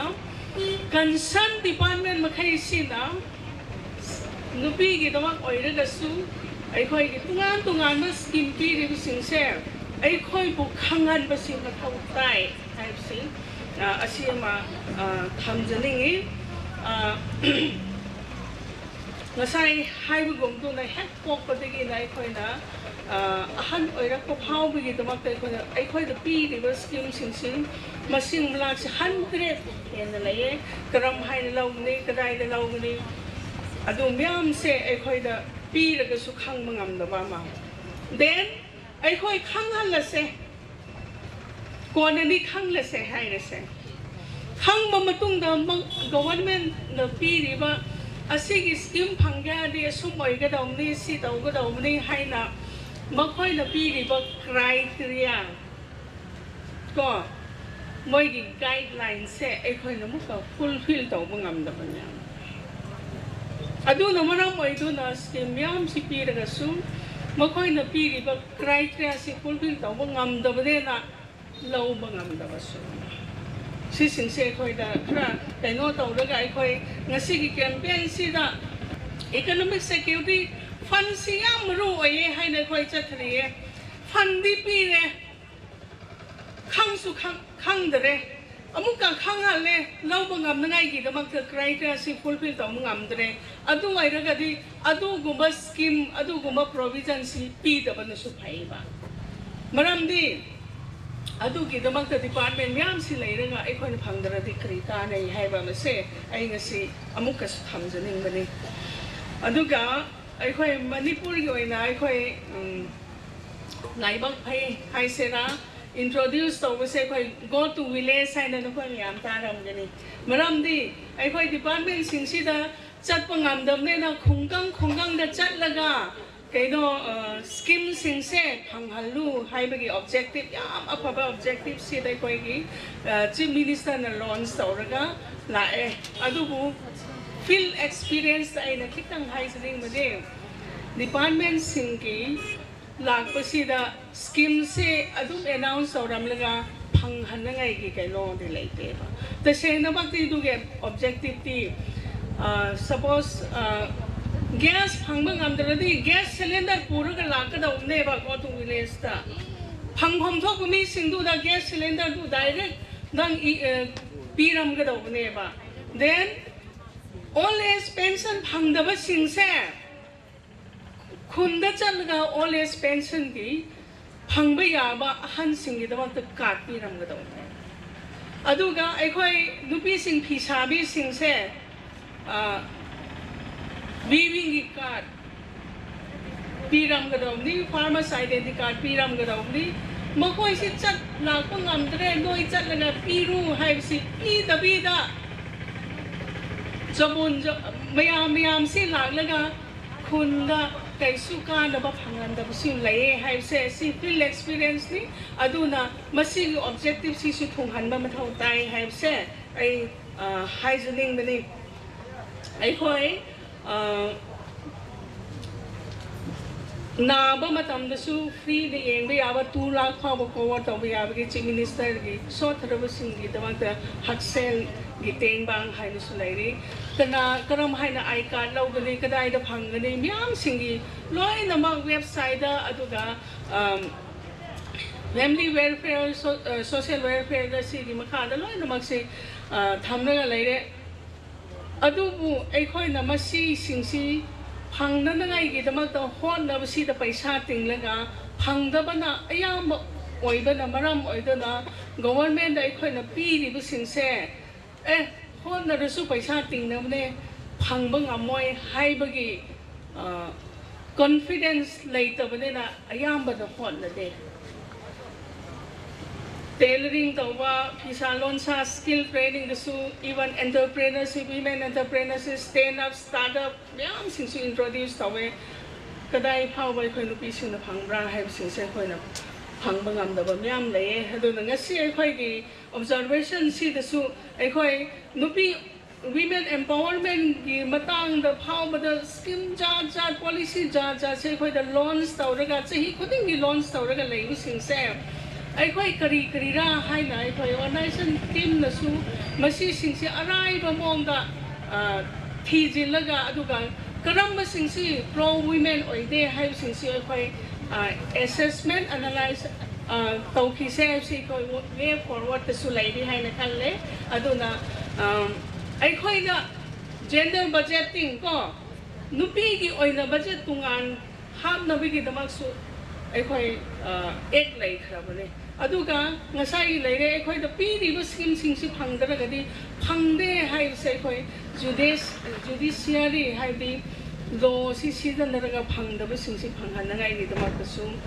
legal clearing myam si su hangda da su leire adubu ai khoi na season na bi da lai bu si ai khoi kram hai na tau sira hai se khoi gi si gi campaign gi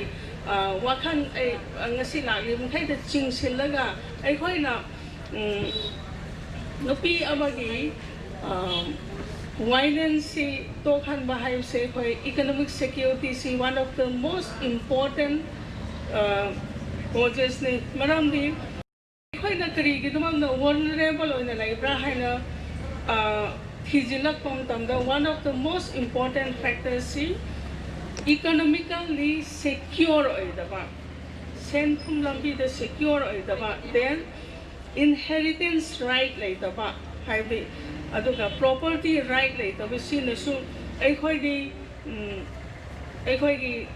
custom gi law iraga su aduga state law da bodi lu equal property right pi iraga su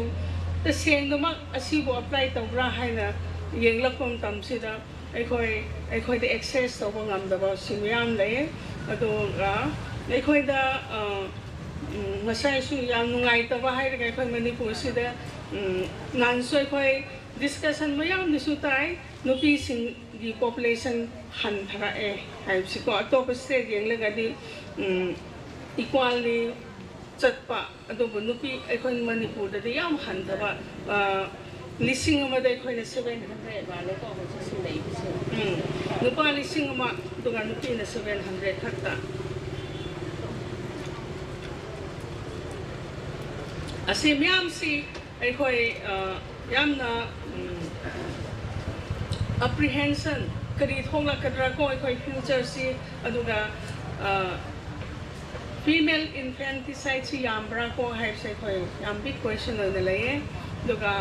anga ai khoi nupi sing da su ai khoi awa si orga nupi pok ning da su myam su lai ri kari adu na maram ai du na sex selection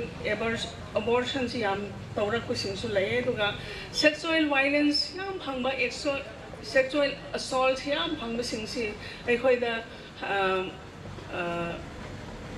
financial assistance DPA adu bu law bu ngam da ba adu law na ba chapom tam si da na hen na ngai da ba aduga women human right defenders sing si da problem yam thok ba ai khoi gi right ki da mak ta khon da rakom tam de la level tungan asi di yam aphau bi le ko ai khoi gi phang phom thok ba rights and entitlement sing si phang na ngai gi da mak ta khon da rak pa nupi sing si bu na society sing si na risks aduga level tungan tong bi rak pune na amuka ai khoi gi right sing si phang na ngai gi da mak ta activists thok pa si yam talak pa amal le adu ki ba risk factor myam su le adu sing si ai khoi karam hai na ai khoi to khan sera hai sai khoi collective effort ꯑꯩꯈꯣꯏ ꯄꯨꯟꯁꯤꯜꯂꯒ ꯑꯩꯈꯣꯏꯅ ꯁꯤ ꯍꯣꯠꯅꯕꯁꯤ ꯃꯊꯧ ꯇꯥꯏ ꯍꯥꯏꯕꯁꯤꯁꯨ ꯑꯩ ꯍꯥꯏꯅꯤꯡꯉꯦ ꯑꯗꯨꯒ ꯂꯣꯏꯅꯅ ꯑꯩꯈꯣꯏꯒꯤ ꯃꯔꯨꯑꯣꯏꯅ ꯑꯩꯈꯣꯏ ꯉꯁꯤ ꯔꯥꯏꯠꯁ ꯑꯦꯟ ꯑꯦꯟꯇꯥꯏꯇꯜꯃꯦꯟ ꯃꯌꯥꯝ ꯄꯤꯔꯤꯕꯁꯤꯡꯁꯦ ꯑꯩꯈꯣꯏ ꯐꯪꯂꯛꯇꯕ ꯃꯇꯝꯁꯤꯗ ꯐꯪꯅꯅꯕꯒꯤꯗꯃꯛꯇ ꯍꯣꯠꯅꯕ ꯃꯇꯝꯁꯤꯗ ꯑꯩꯈꯣꯏ ꯑꯣꯏꯔꯁꯅꯨꯗ ꯍꯥꯏꯕꯁꯦ ꯑꯩꯈꯣꯏ laid back attitude hai batane ko phang darasu yai moi gi da depend tawdrusu government bi darasu ai than da tan jani haina ngam labdi that is well and good adubu assistant myam si laina ai gi pi riba schemes provisions sin si ai gi paisa su yauri public money ne haina ai na khan bangam da ba ai gi policy si da nupi sing si na यौरू दबले ना असेंगी government fund तौरी सिंसी कदाई की पैसा ना नंग ना बाजार नंग no पोचे लई बदु अदु की पन सिंसु याउरी टैक्स तसु याउरी हाई सिंसे को अवेयरनेस लई तब ना मरा मोइदु ना गवर्नमेंट की फंड से आई सुसरुक याउ न पीरी हाई बे खंग दबले ना फंक्शन तौदरसु फजन इम्प्लीमेंट तौदरसु एखोय द पुकनिंग करी वारो वदु लई तब मैम सु लई अदुना एखोय मुन्ना खंगबा अदुगा एखोय डिफरेंट लेवल द कैपेसिटी बिल्डिंग अदुगा पॉलिसी लेवल द एखोय नसु खंगदोगला मसी से एखोय नुपी की दमा दरकार ओय हाइब से नुपी न सिनजबा अदुना नुपी सिंसिना डिसीजन मेकिंग द यावबा अदुगा नुपी सेंट्रिक ओइबा पॉलिसी नुपी सेंट्रिक ओइबा scheme नुपी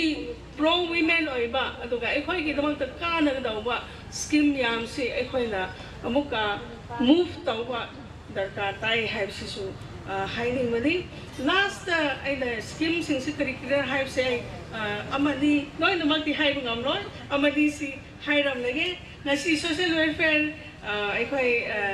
district social welfare officer ngon da su aina khar kaino tawraga mana su pirakpani si एखोय nupi da is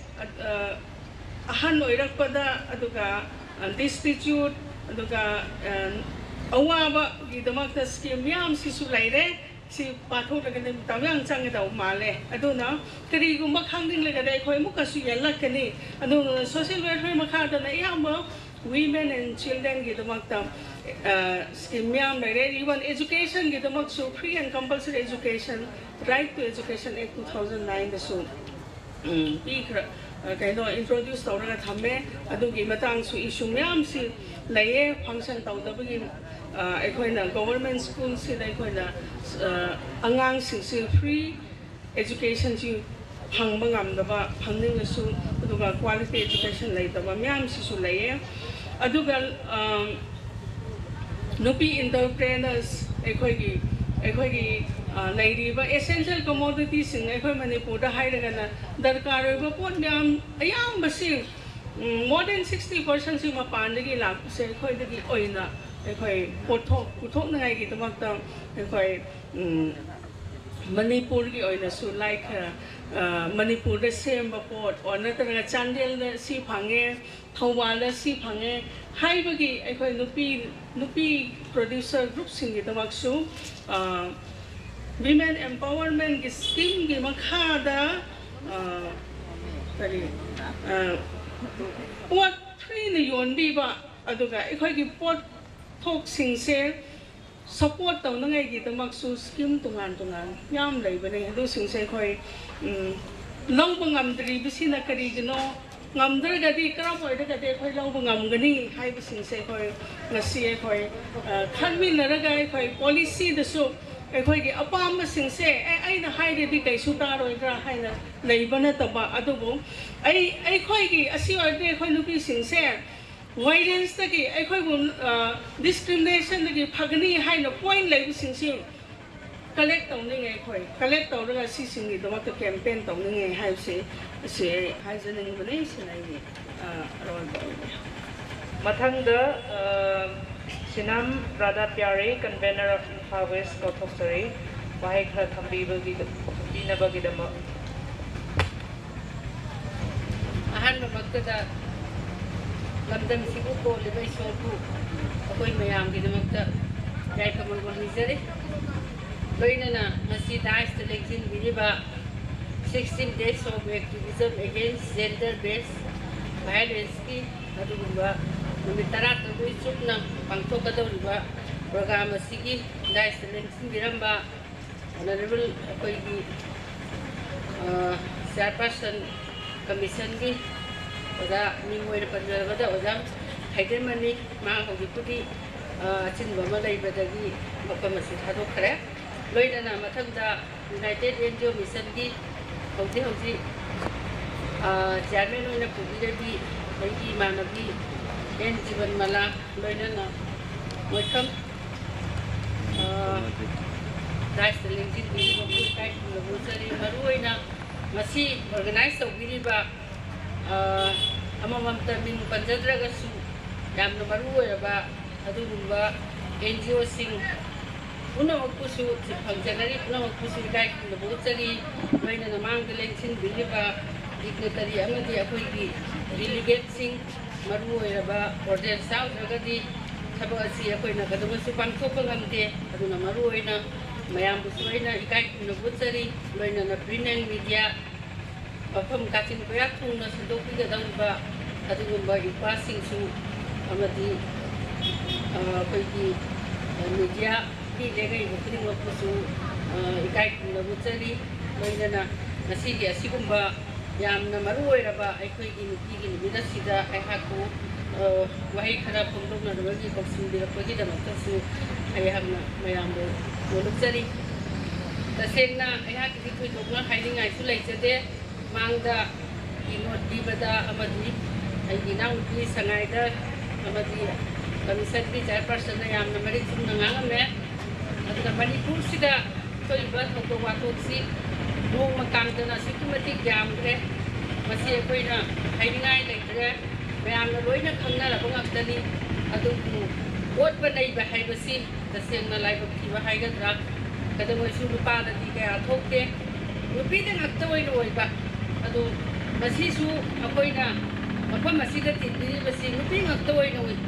Lupada, Mataya, Widaba. The passing to Koina participate of the Sita Carway, the country, Ado Magasilla Tabo from the Liberiba,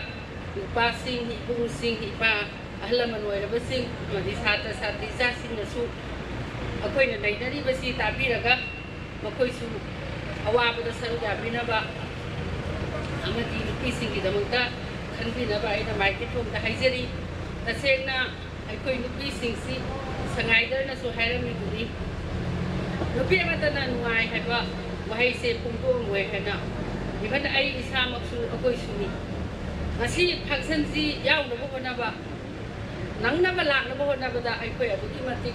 Tabayin Kang Dumisalam, the Bayataba, Adukuma, Kubatai, Sitoramaga, a question Loina lying at the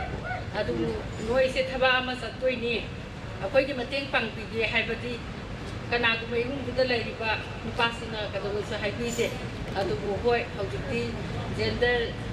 discrimination, Kimatanga, gender based Kimatanga, awareness cap with the key, Kanagmo family Hardy, Lataramaya, Adu. Loi ni yang apa tadi aku ini pergi terdang saya suki mah yang ber aku isi sweeper suai ada lagi aku ini dari haita deh pisu nama kayu suai ada lagi ising hoda ba adu gumba lioi ama suai aku ini tahu isi makan makayam deh adu dah loi nama saya aku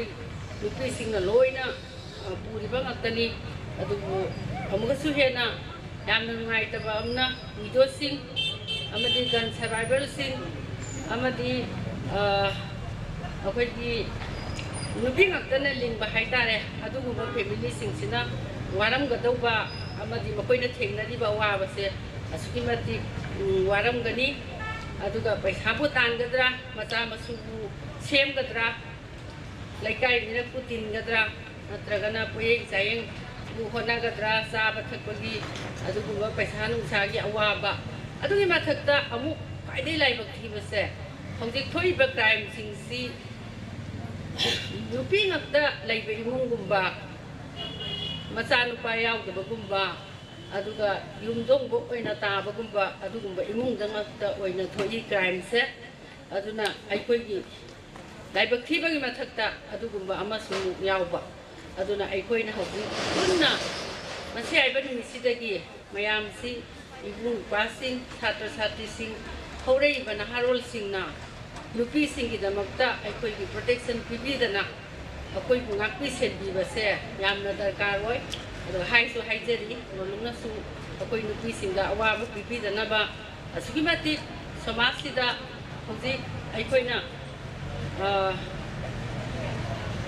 Saron surol santora iba puting magse akoi nupi na ngagtani kanaguma nupa amatana masapok manate aduna aikoi ya waba se masaigi haiba matamda su aikoi se sugimati wai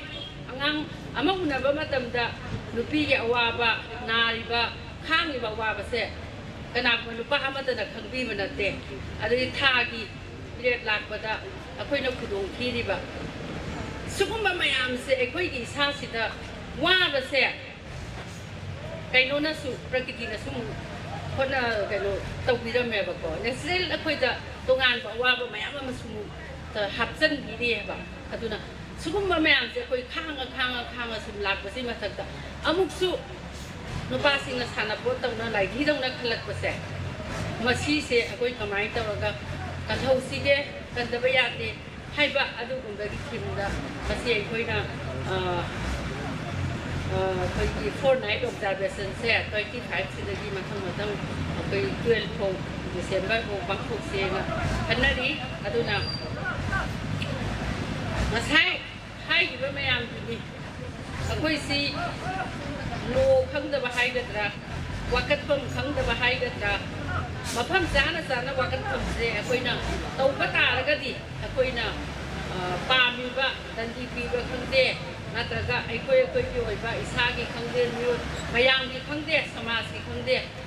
adugumba poto aikoi na mafam jana wakat taba complain tawdaba aikoi gi heina gi se khangjan ba se masima koi thadok minaraga akoi su thigat ma darkar oi aduga amarom da na theiraga nasai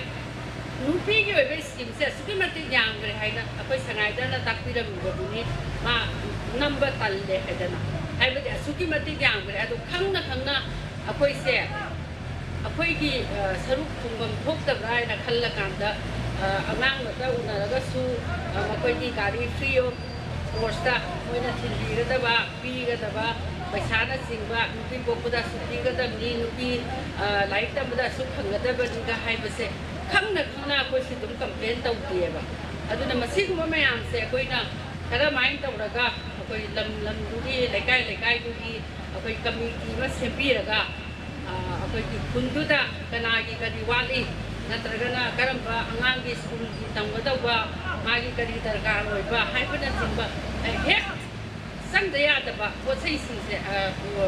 thabak singse aikoina committee ma form tawre hairakanda mangoda complain tawga man oina punna salhan baya bagi kudong jaba su akoi sin bayai aduga aikoina awareness si phanayamna tawraga su tasengna problem ama thuklakpa kandati akoina changsalluba matamda hekta khangamdaba yamna khangaboi ningi manipur se NGO su masing aduki mati yamna lei awareness su noma kangdana adum tawi adu NGO na su tawi government na su tawi aduga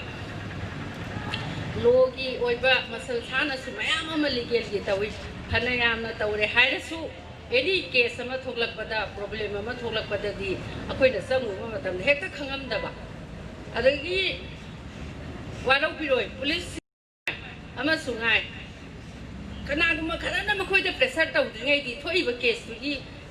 makoina kaino se action je lakhana ba board se adom delay tactics tawba natraga na makoina akhoi gi ekus party haigadra lepis party haigadra sugumba sidagi di paisa se amna lawba yaba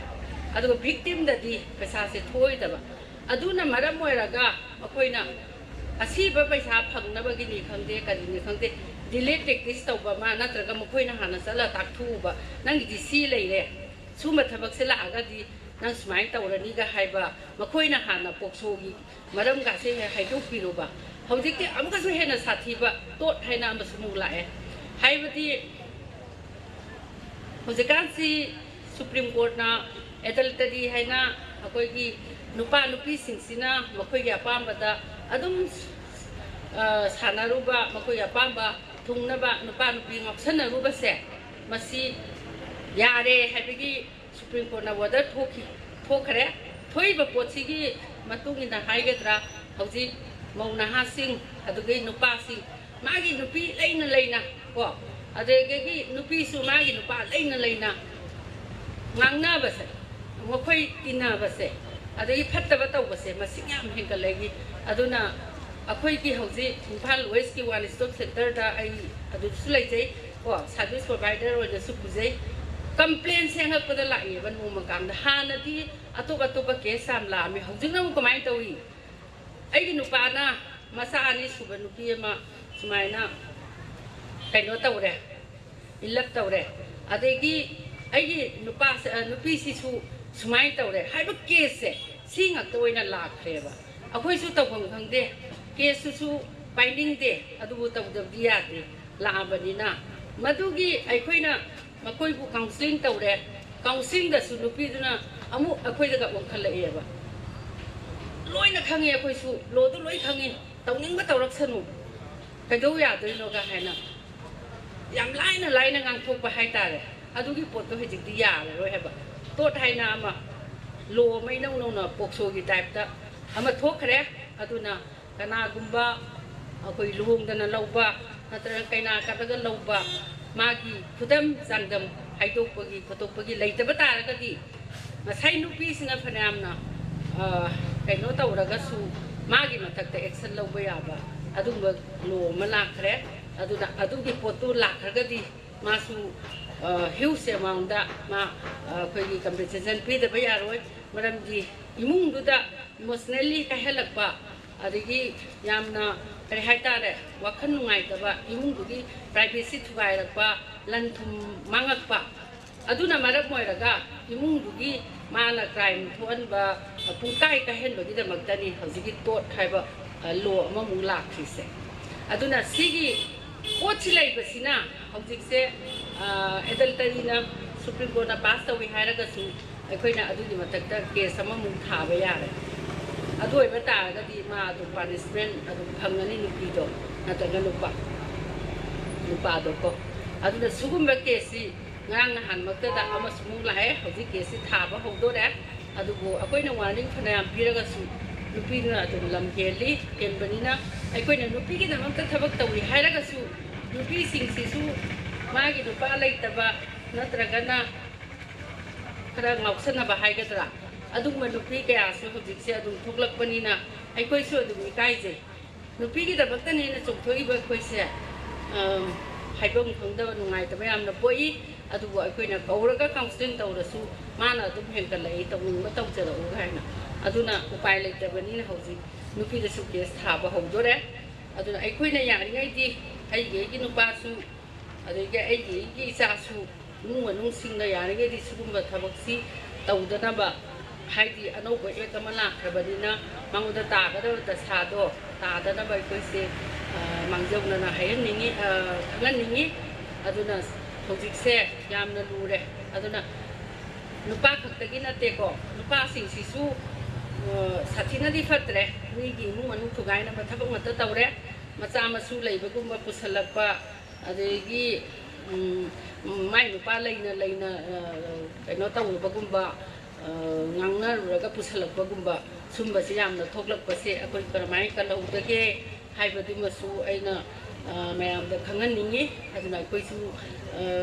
angang tanatana ko atopa crime natabada susu mas yamna thoksalakpasina hena akoi nupi singisu yamna mai subningai oiba adumba potlakpanina nupi gi thabak tawjaruba koidagi awaba yamna nangi aduga amaramta mu na theisaraga हौजिक हदक्ता सोमता थोखिबा मयाम अमको अंगांग मचा सही अहुम मखाइता ngaइगिबा अमसु थोखिबदो अदुसु अदुम customary Lodha लोइसलेना नहान अदुम हाइदुनि फनयामना कइनोना कस्टमरीना लोना लोइसिनबा तारगासु कोइ Honorable Commission Chairperson Hairami Yaro Haina Aduna Adum Poto of the Adum case to Satari Adutanate Madam Sile Tabina Manga the Womayama Masulay Berina I call him Matang Saba Amadamu Mayam said Nainasi Aduga Sidi in a D I had Satari Bakoti Tunganga the Wabaka Sintalia Mumatang Tabiraga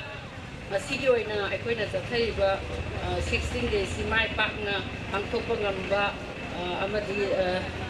koi kanaba adugumba nupisigi oiba hena koi government dai su koina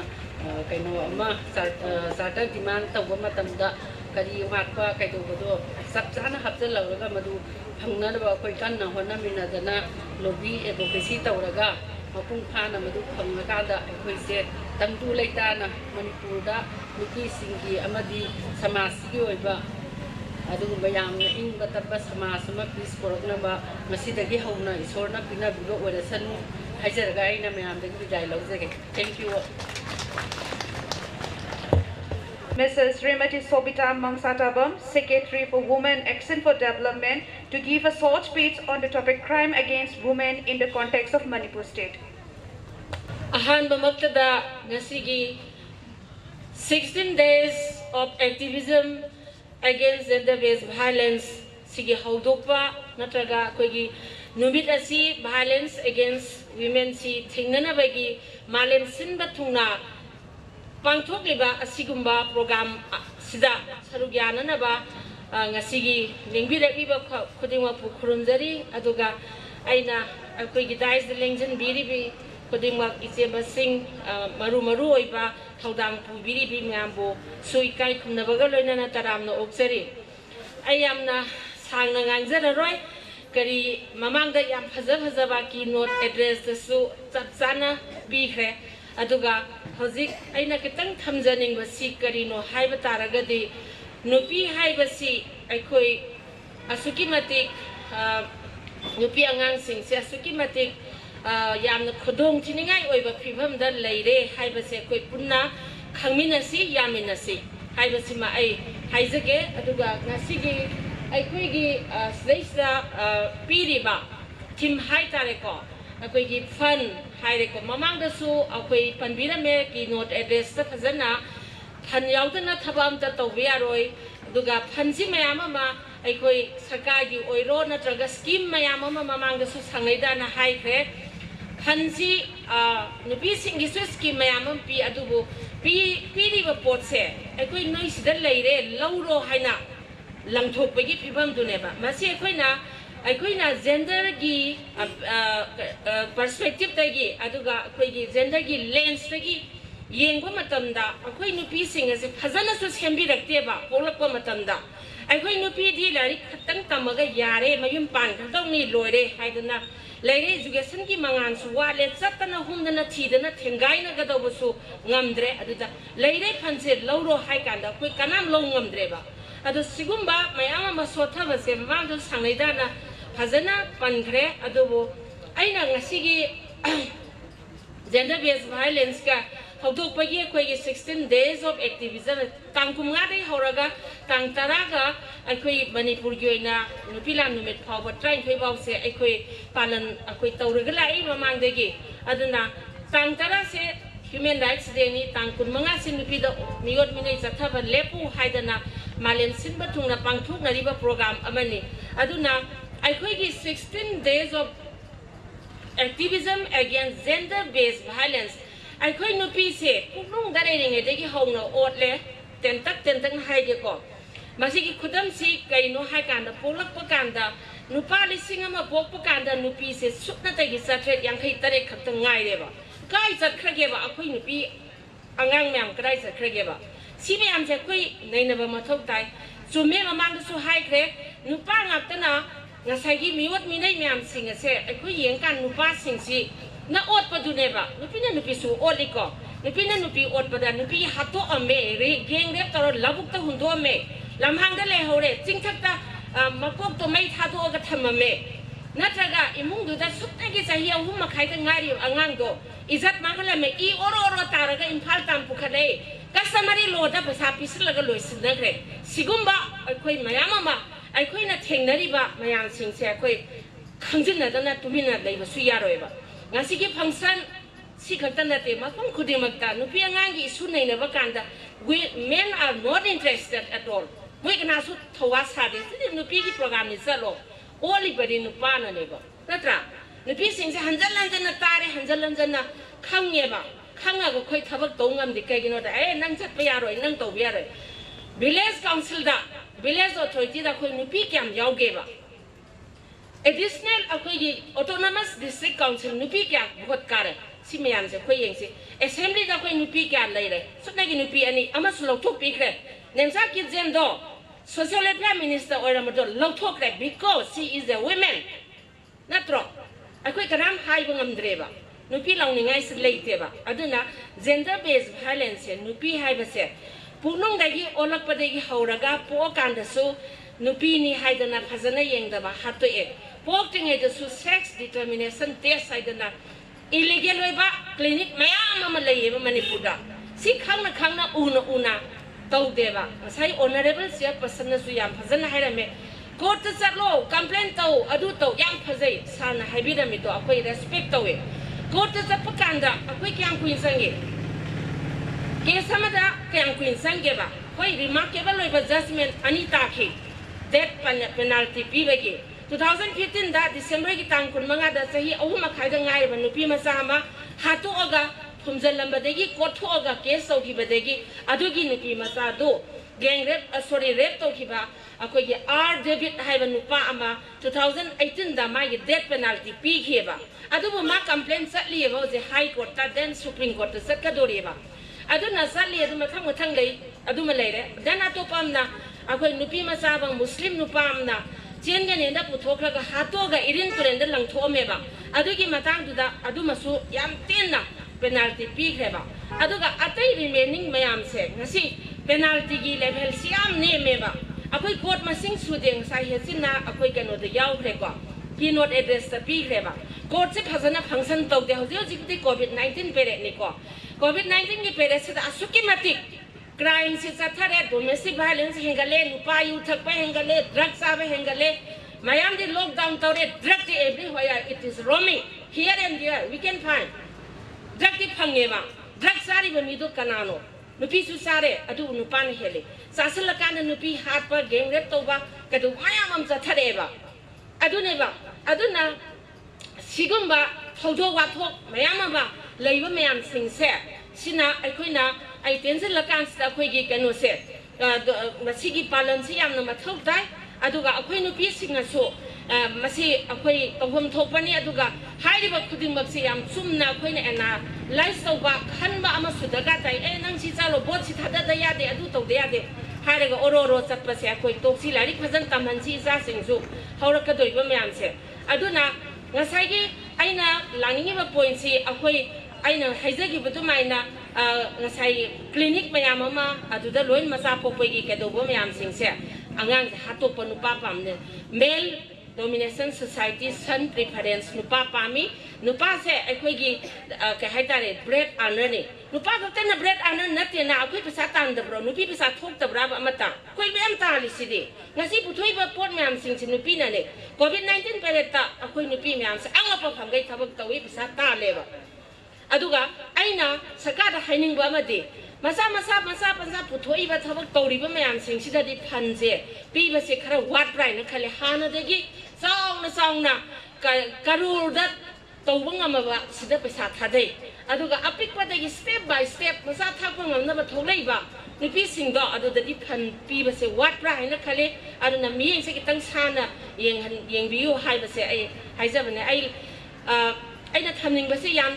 bane do thieng abni na ai khara jumping se tawre ko adubo aina haijaning ba si kai no habada sarkada aikoina hairaga su lauraga su lakba mayam ama lei ko horen su mayam na thambiram ba kano mayam singje recommendation da la ani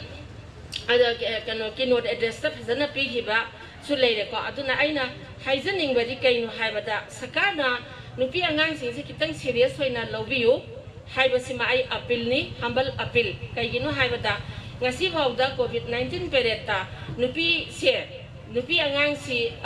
abak 30 gi mathakta rape thokreba apunba total case violence against women 165 cases crime against women ki report se handak chahi loiding nei sida leireba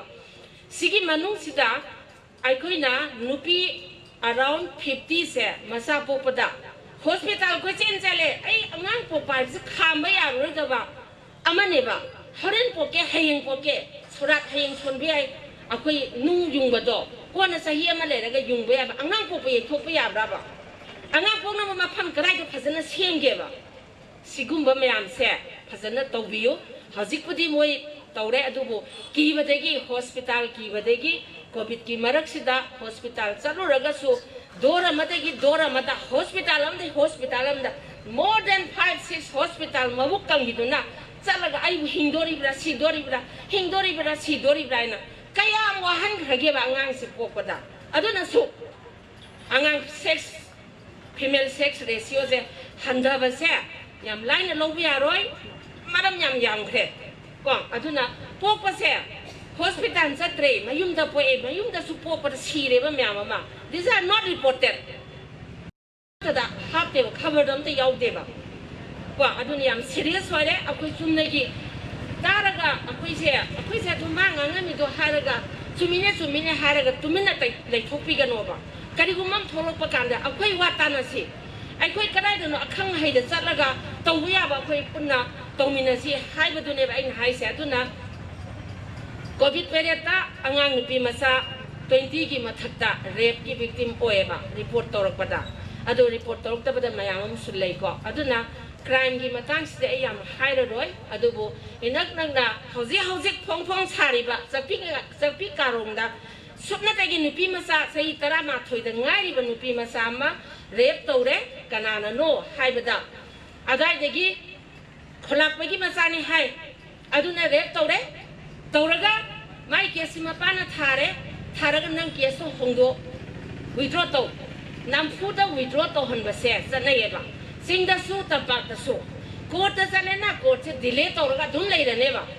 police ta salena ro sanaro ke kana ba kesi ang kuinjang bani hai ba sigumba mayam se akoi punna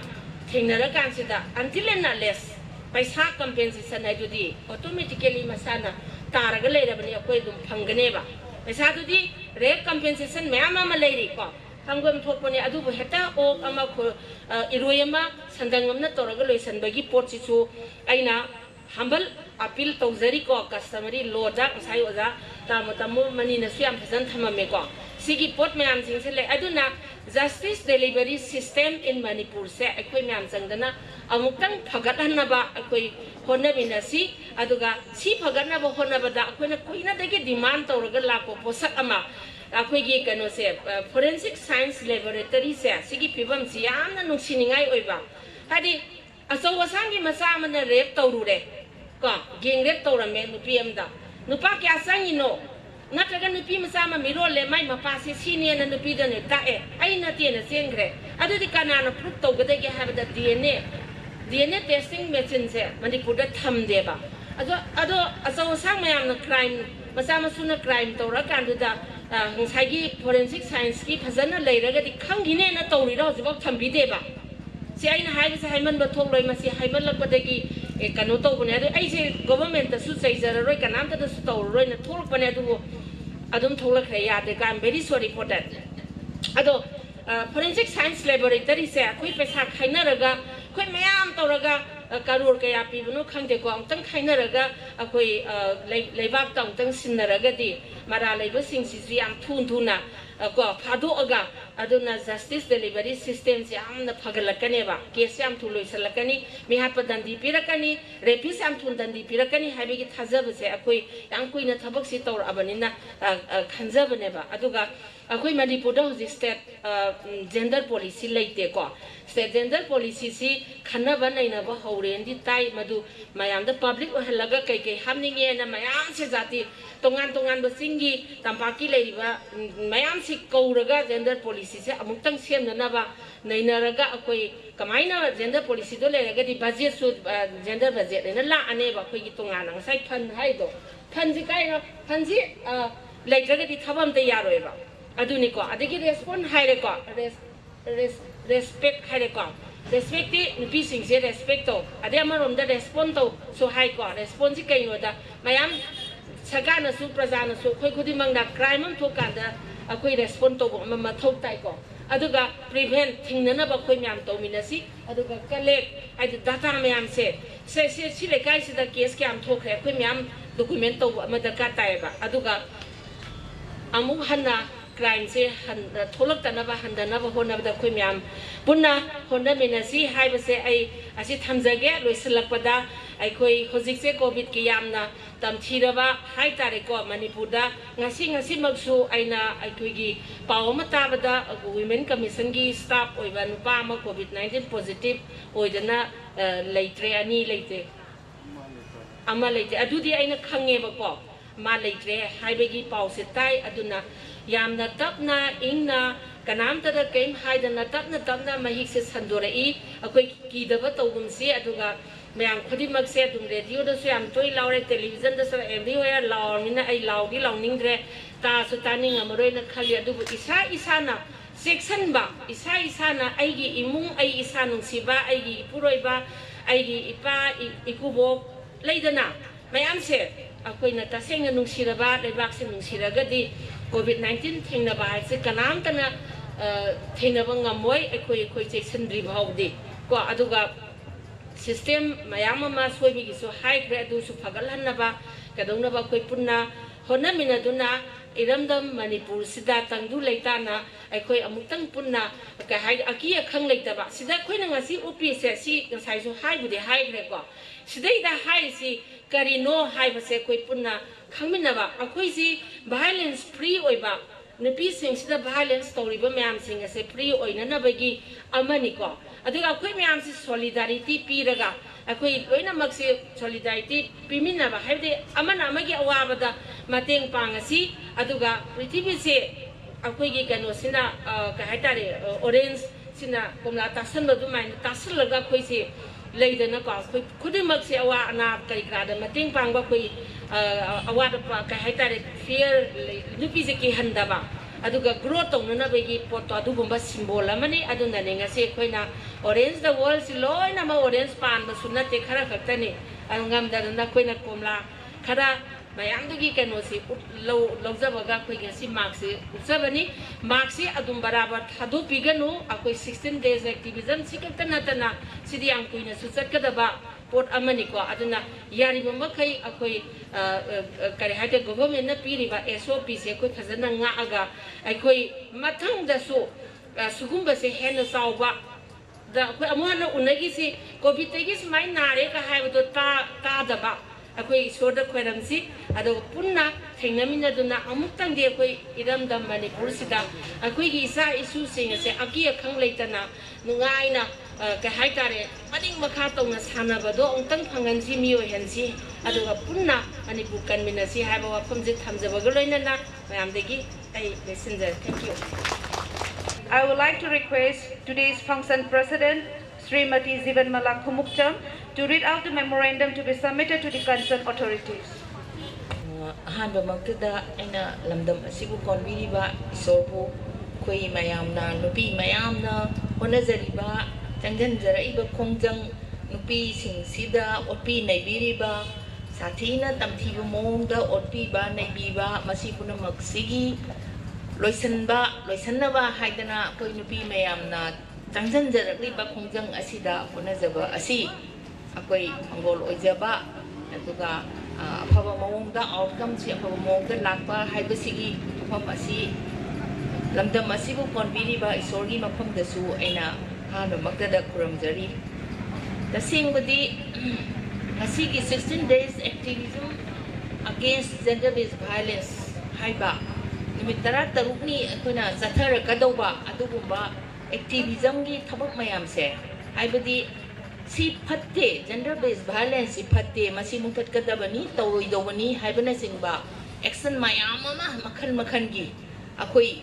punamakna punjalaga tawgadawba asigumba gi theme si akona ngasai degi ngbi kriba mamangda ngbi kriba mayam nasu haibiramme orange the world fun respect prevent and collect haidana haibadi future future अखोगी bright in future को तुंगी पुंसीदा यामना मका लांबा अदुगुंबा सिगुंबा थबक सिंसी ओपीना बिबगी थबक से लेतबा असिगुंबा मखलगी पोसक अमगी theme दुदा अदुगी मसंगदुदा अखोइना चंजनजरको पोसक अमनी अदुगा लोइनना फन्न मसु दरकार लेदनको पैसा याउद्रगदी अखोइ थबक तौबा ngamde ngasai अखोइ हेसिनना सु पनगिबदो एग्जांपल अमदा सर्विस प्रोवाइडर ऐसी domestic violence act की मखाद चथरीबा victim सिंसिकी दमकता सर्विस पीरिबा अदुगुंबा provider कांबू सिदै सिदा पसा याउद्रदी मखोइ दमकता करि थबक तौबिदोइनो असिना सिंबा को अरे मखोइना करिगुंबा मखोइबु मखोइगी करिगुंबा खुदोंग थीबा मा थोपा मतमदा respect तौबिबा अदुगा Moina तौरिबा थबक तुदा अखोइना respond तौबिबा हाइबदी positively Hibi करि तौसिगे हाइबे मोंगदा अफबा मोंगदा अदु तौबिबा अदगी सिगुंबा थौदोक्सि थोक्तनबा प्रिवेंट तौबा थिंबा अदगी डाटा मयाम खोमजलगा कोइ कराइ कराइ दा सोइबा लेरि सिना कमाइ तौबा सिना सिंबा मयाम सिगी असिगुंबा एक्टिविज्म गी 16 days सि सथरकदौबा थोरम असिदा ऑर्गेनाइजर सिंगी मफमदसु अइना अमुकसु हन्ना मखोइ मफमदसु अइना थागतपा पोंदोक्सरी यामना वेल ऑर्गेनाइज्ड ओइबा अदुगुंबा होजिक कोविड की pandemic मतमसिदा SOP ngakna thobak tawi haina ai thajai ai da khanjai haibadi akoina atai mafamda ubada ko mask ka si uptawa ade kar ka phamjan na ba sigumba meya meeting khating da yam ui haba adubu akoi di amaromda akoi no pi sing amarom da gyan di tajabane sem na harabada akoi khanjai haba samai to ragadi samarda ai se sahi yam yame yumda nang pakcha chale nang SOP sum ko mara kan second uga hari phone ne bada ai SOP nga yaw gen lai ne ai lai ai badi adu mai tawdana tawraga achauba function hai gadrami asuk yamna tillakanda akoina tawjariba thabuk sida support mayam ama phangbase amasisu aina tinbiriba isai now sing aduga bungi pa sing yormasu makoi punamakusu aina hanna thagatsari the same badi aikoi se rupi se थबक से कन्ना होनजबजानी हाइबदी थबक खुदिंगमक्ता अखोइना सोंथोक्त्रगदी थबक से Mongol ओइदे नुपानासु अखोइ से injury अमांगदा को sort of exploitation ने से नुपीना तौद्रदी मनिंग थंगा थाइना कनो काइना अखोइगी करियबा jumbo हाइब्र माइ तोजोरो Kine तो कोतुद को अदु मै फाबेगा तौबदा नुपी म्याम सिना सोंथोगा फादनबा कैदोंबा अदु तसेंगना नुपी दुबु रेस्पेक्ट तौबिरिब्रा नत्रगा नुपी दुबु एक्सप्लॉइट तौबिरिब्रा मरang खंगदेबा जे नुपी कथेल सु दुंगाइ नुपी कथेल नि हारिबसे मसी नुपी सिंगसिरे तसेंगने इकोनॉमिक एम्पावरमेंट की नुपी द नुपा सिंगसिने याम थाजबा थमबरा सिने सिंगबगी पोचि याम खननिंगाइ ओइबा अदुना अखोइ हनबा यादबा थबक अमा ओइरे International Women's Year kaina 1975 daga koigi Beijing daga tawgiba khotkiba mayam puna makto nupi mayam horakpadagi tawbu ngakani ko nupi mayam sina matamdagi horakpaduna asigumba ot naiba miot minai eliminate tawna ba khotna ba asigumba mayam sina nupi singsina chathar iba potse masina sumaram oraga akoi samasina ohongba khradi lakrai na khalleba ko ahong bakra lakra haidi mamangi tawramba pamrang khangdar nupi singsibu patriarchal society sida namda biba imung dagi mapan thoon daba nanggi housewife ni aduni haiba decision making de yaw daba sina sigum bagi pot se audit khara di akoi gi ihong na ni mase khara honga ibese Dr. Ambedkar na hairame ba society amagi progress se amai khangge haibada nupi gi achievement si yengaga measure tawe hairame ba aduna akoi hanba yade अखोई मयाम पुन्ना होना मिनसी any अखोई issue लापदा problem लापदा अखोई नुपी मयाम से लेप यादे अदुना मसी गुंबगी थबक सिदा थवा याउना अदुम थोपिरउ अदुगा मसीना अखोइना पामथुक सरीबा थबक असिनासु मयांगी दमक्तसु ओइना कानबा अदगी खुदोंग साबा पुन्ना मक्तु लेगनी अदुबु अइना हाइनिंगबा अमना थबक खुदिंग मक्से repeatedly reminding tawdragadi haibadi sumne khangre na leithogadi na moi kana sa tawi government su dunga koina laudраga bu karai de ta duino moi namsal la thangra dongni moi scheme mayam harsine beti bachao beti parao adagi ujawala adagi kareba samriddhi yojana yam layaba nupi gi sibu yam phasana implement tawrabra tawdabra haibase akoi khananingai oiba khudong chaba phangibasi the sing na really needy person du oibra oidabra ba adugumba pot se akoi thijan ba masu da ka leiba leibadi scheme di akoi sangleidar na sai birame scheme di bhari ma leire bhari se akoi phasana chathari bra chathadabra really needy person da phangibra phangdabra sina singba mayam ama koi khanaba darkar ore masi su no ma koi khanaraga madu masu akoi na point out tawra ko sigi pot se masi akoi sida phangali phangande sina singba gi pot se akoi tawba ma darkar leire ba akoi government si yamna di scheme mayam ama launch tawre adubu madu phajana chadagi ngasai smart sorry startup aina ma leibido ha economic empowerment ki startup aina magi business entrepreneurs mayam ama tawra tawbuse asibu karamba miyoina phangige haba startup sibu tasengna karbar tawning ba adugumba dugi mi singduna potu phangge habada eham kuina sangge ba magi protocol do my formalities do tanna to en adaidi sigumba pot yam lei haba ko adi leje da baduna ai sigumba ma tawjage habadu ni tarai na ko piro dana magi akoi singada ko ko do leiba puna maktu di tawraga do phangde atusu ana sigumba mayam se akoi munna khanamina ba ama dakar lei ai yam sangna ngangningai su dakar oidre mayam akoi ngam khana mamang da ngang bigri ba mayam na phaja na ngang bigre aduna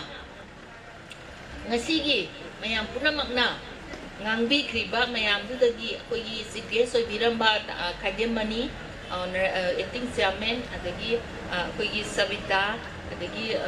Rapiari adagi akoi Hesin Sangleidar punamakna ngangbi ramba mayam dagi akoina tasanjaraga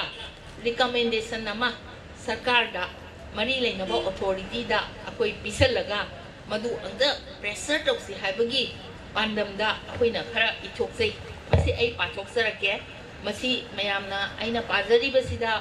happy ningba yawdo adum hapsansi amu khana ba yabagi tanjado adum thamjagani ai ahan boina pachoksarake akoina demand khara pame ko demand khara tawsaningi Ahmada establish special court or fast track court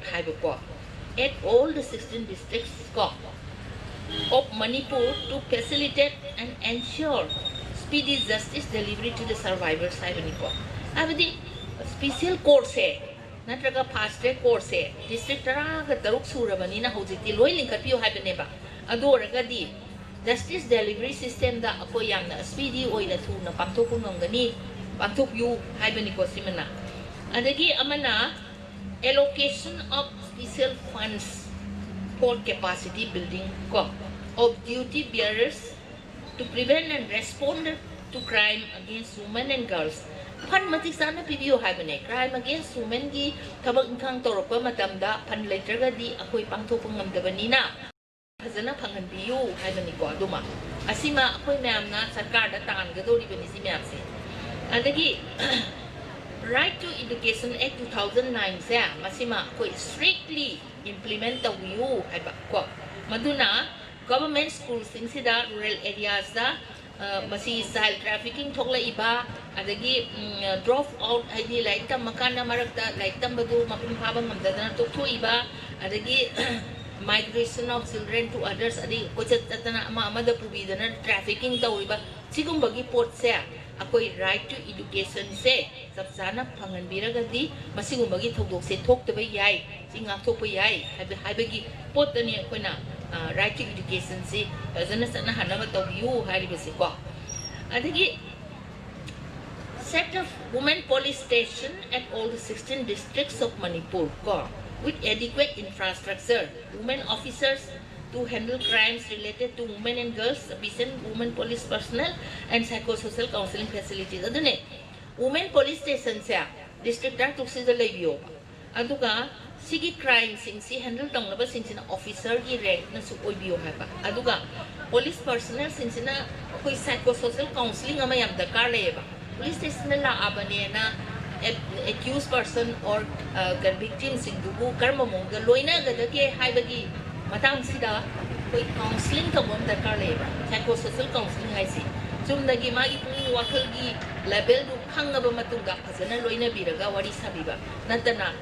hekta magi police ki style du tawgi mong du di tawbidaba aduna ne koine psychosocial counseling to dakar lei hairi se ko adagi charge sheet status haibadi charge sheet kaiguma case amada ko sexual assaulted cases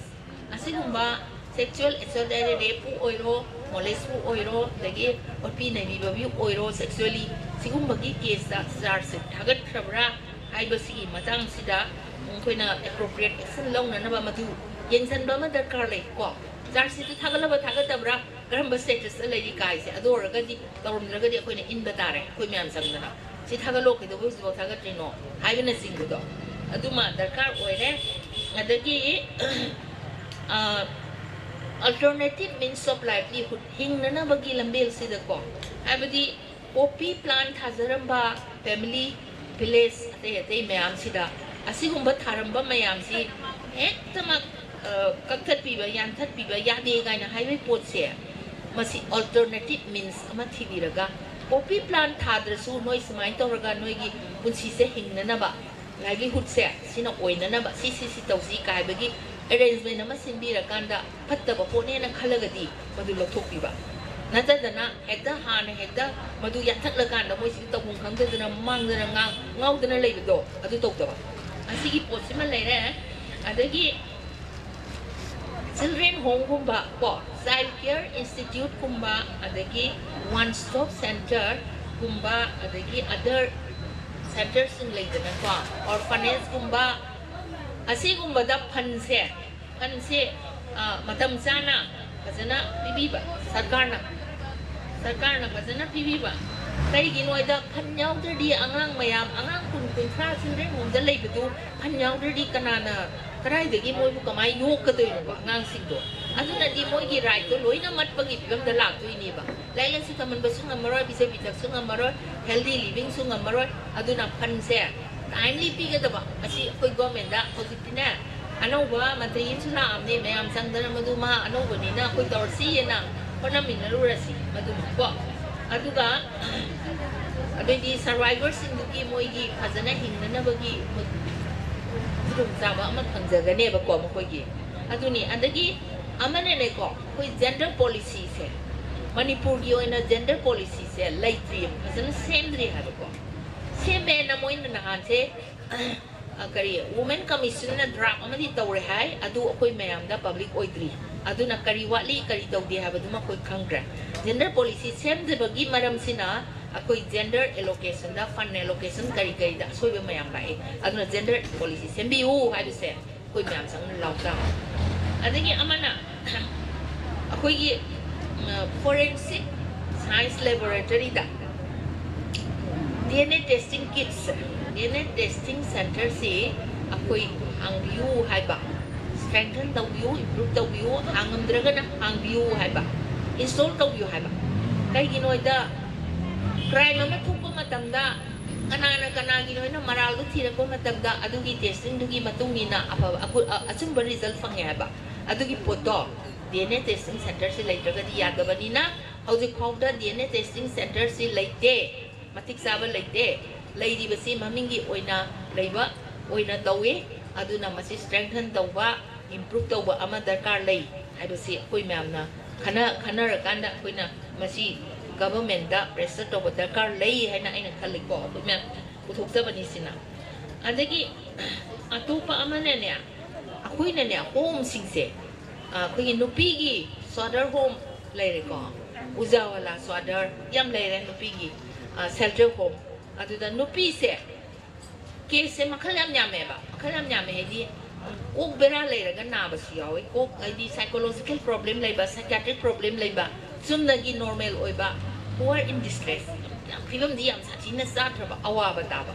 asigumba mayam se home amada pulak thamjanba matamda maduna leminari ba mayam da akai bam thoe ba aduna sarkar na masigi differentiation se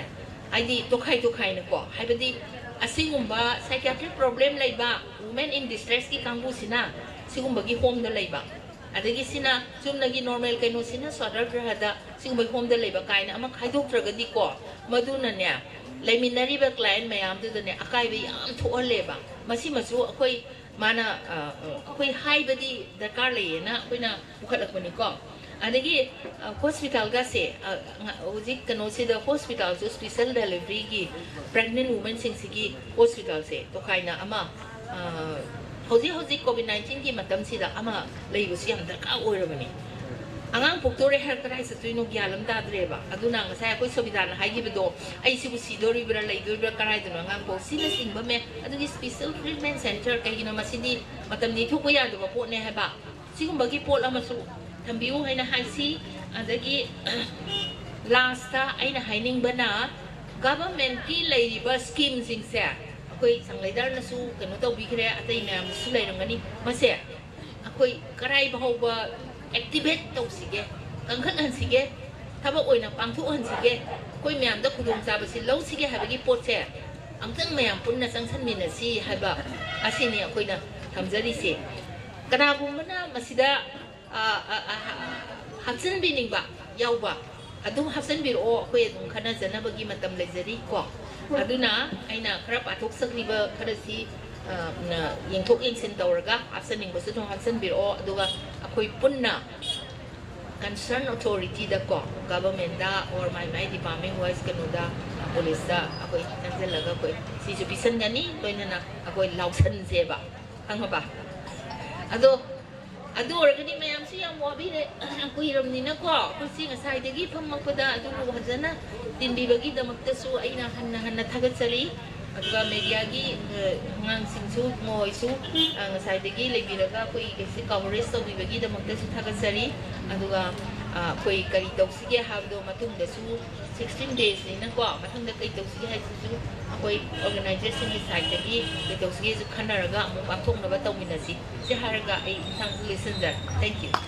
Gender is not static. We can end gender-based violence by changing perspective.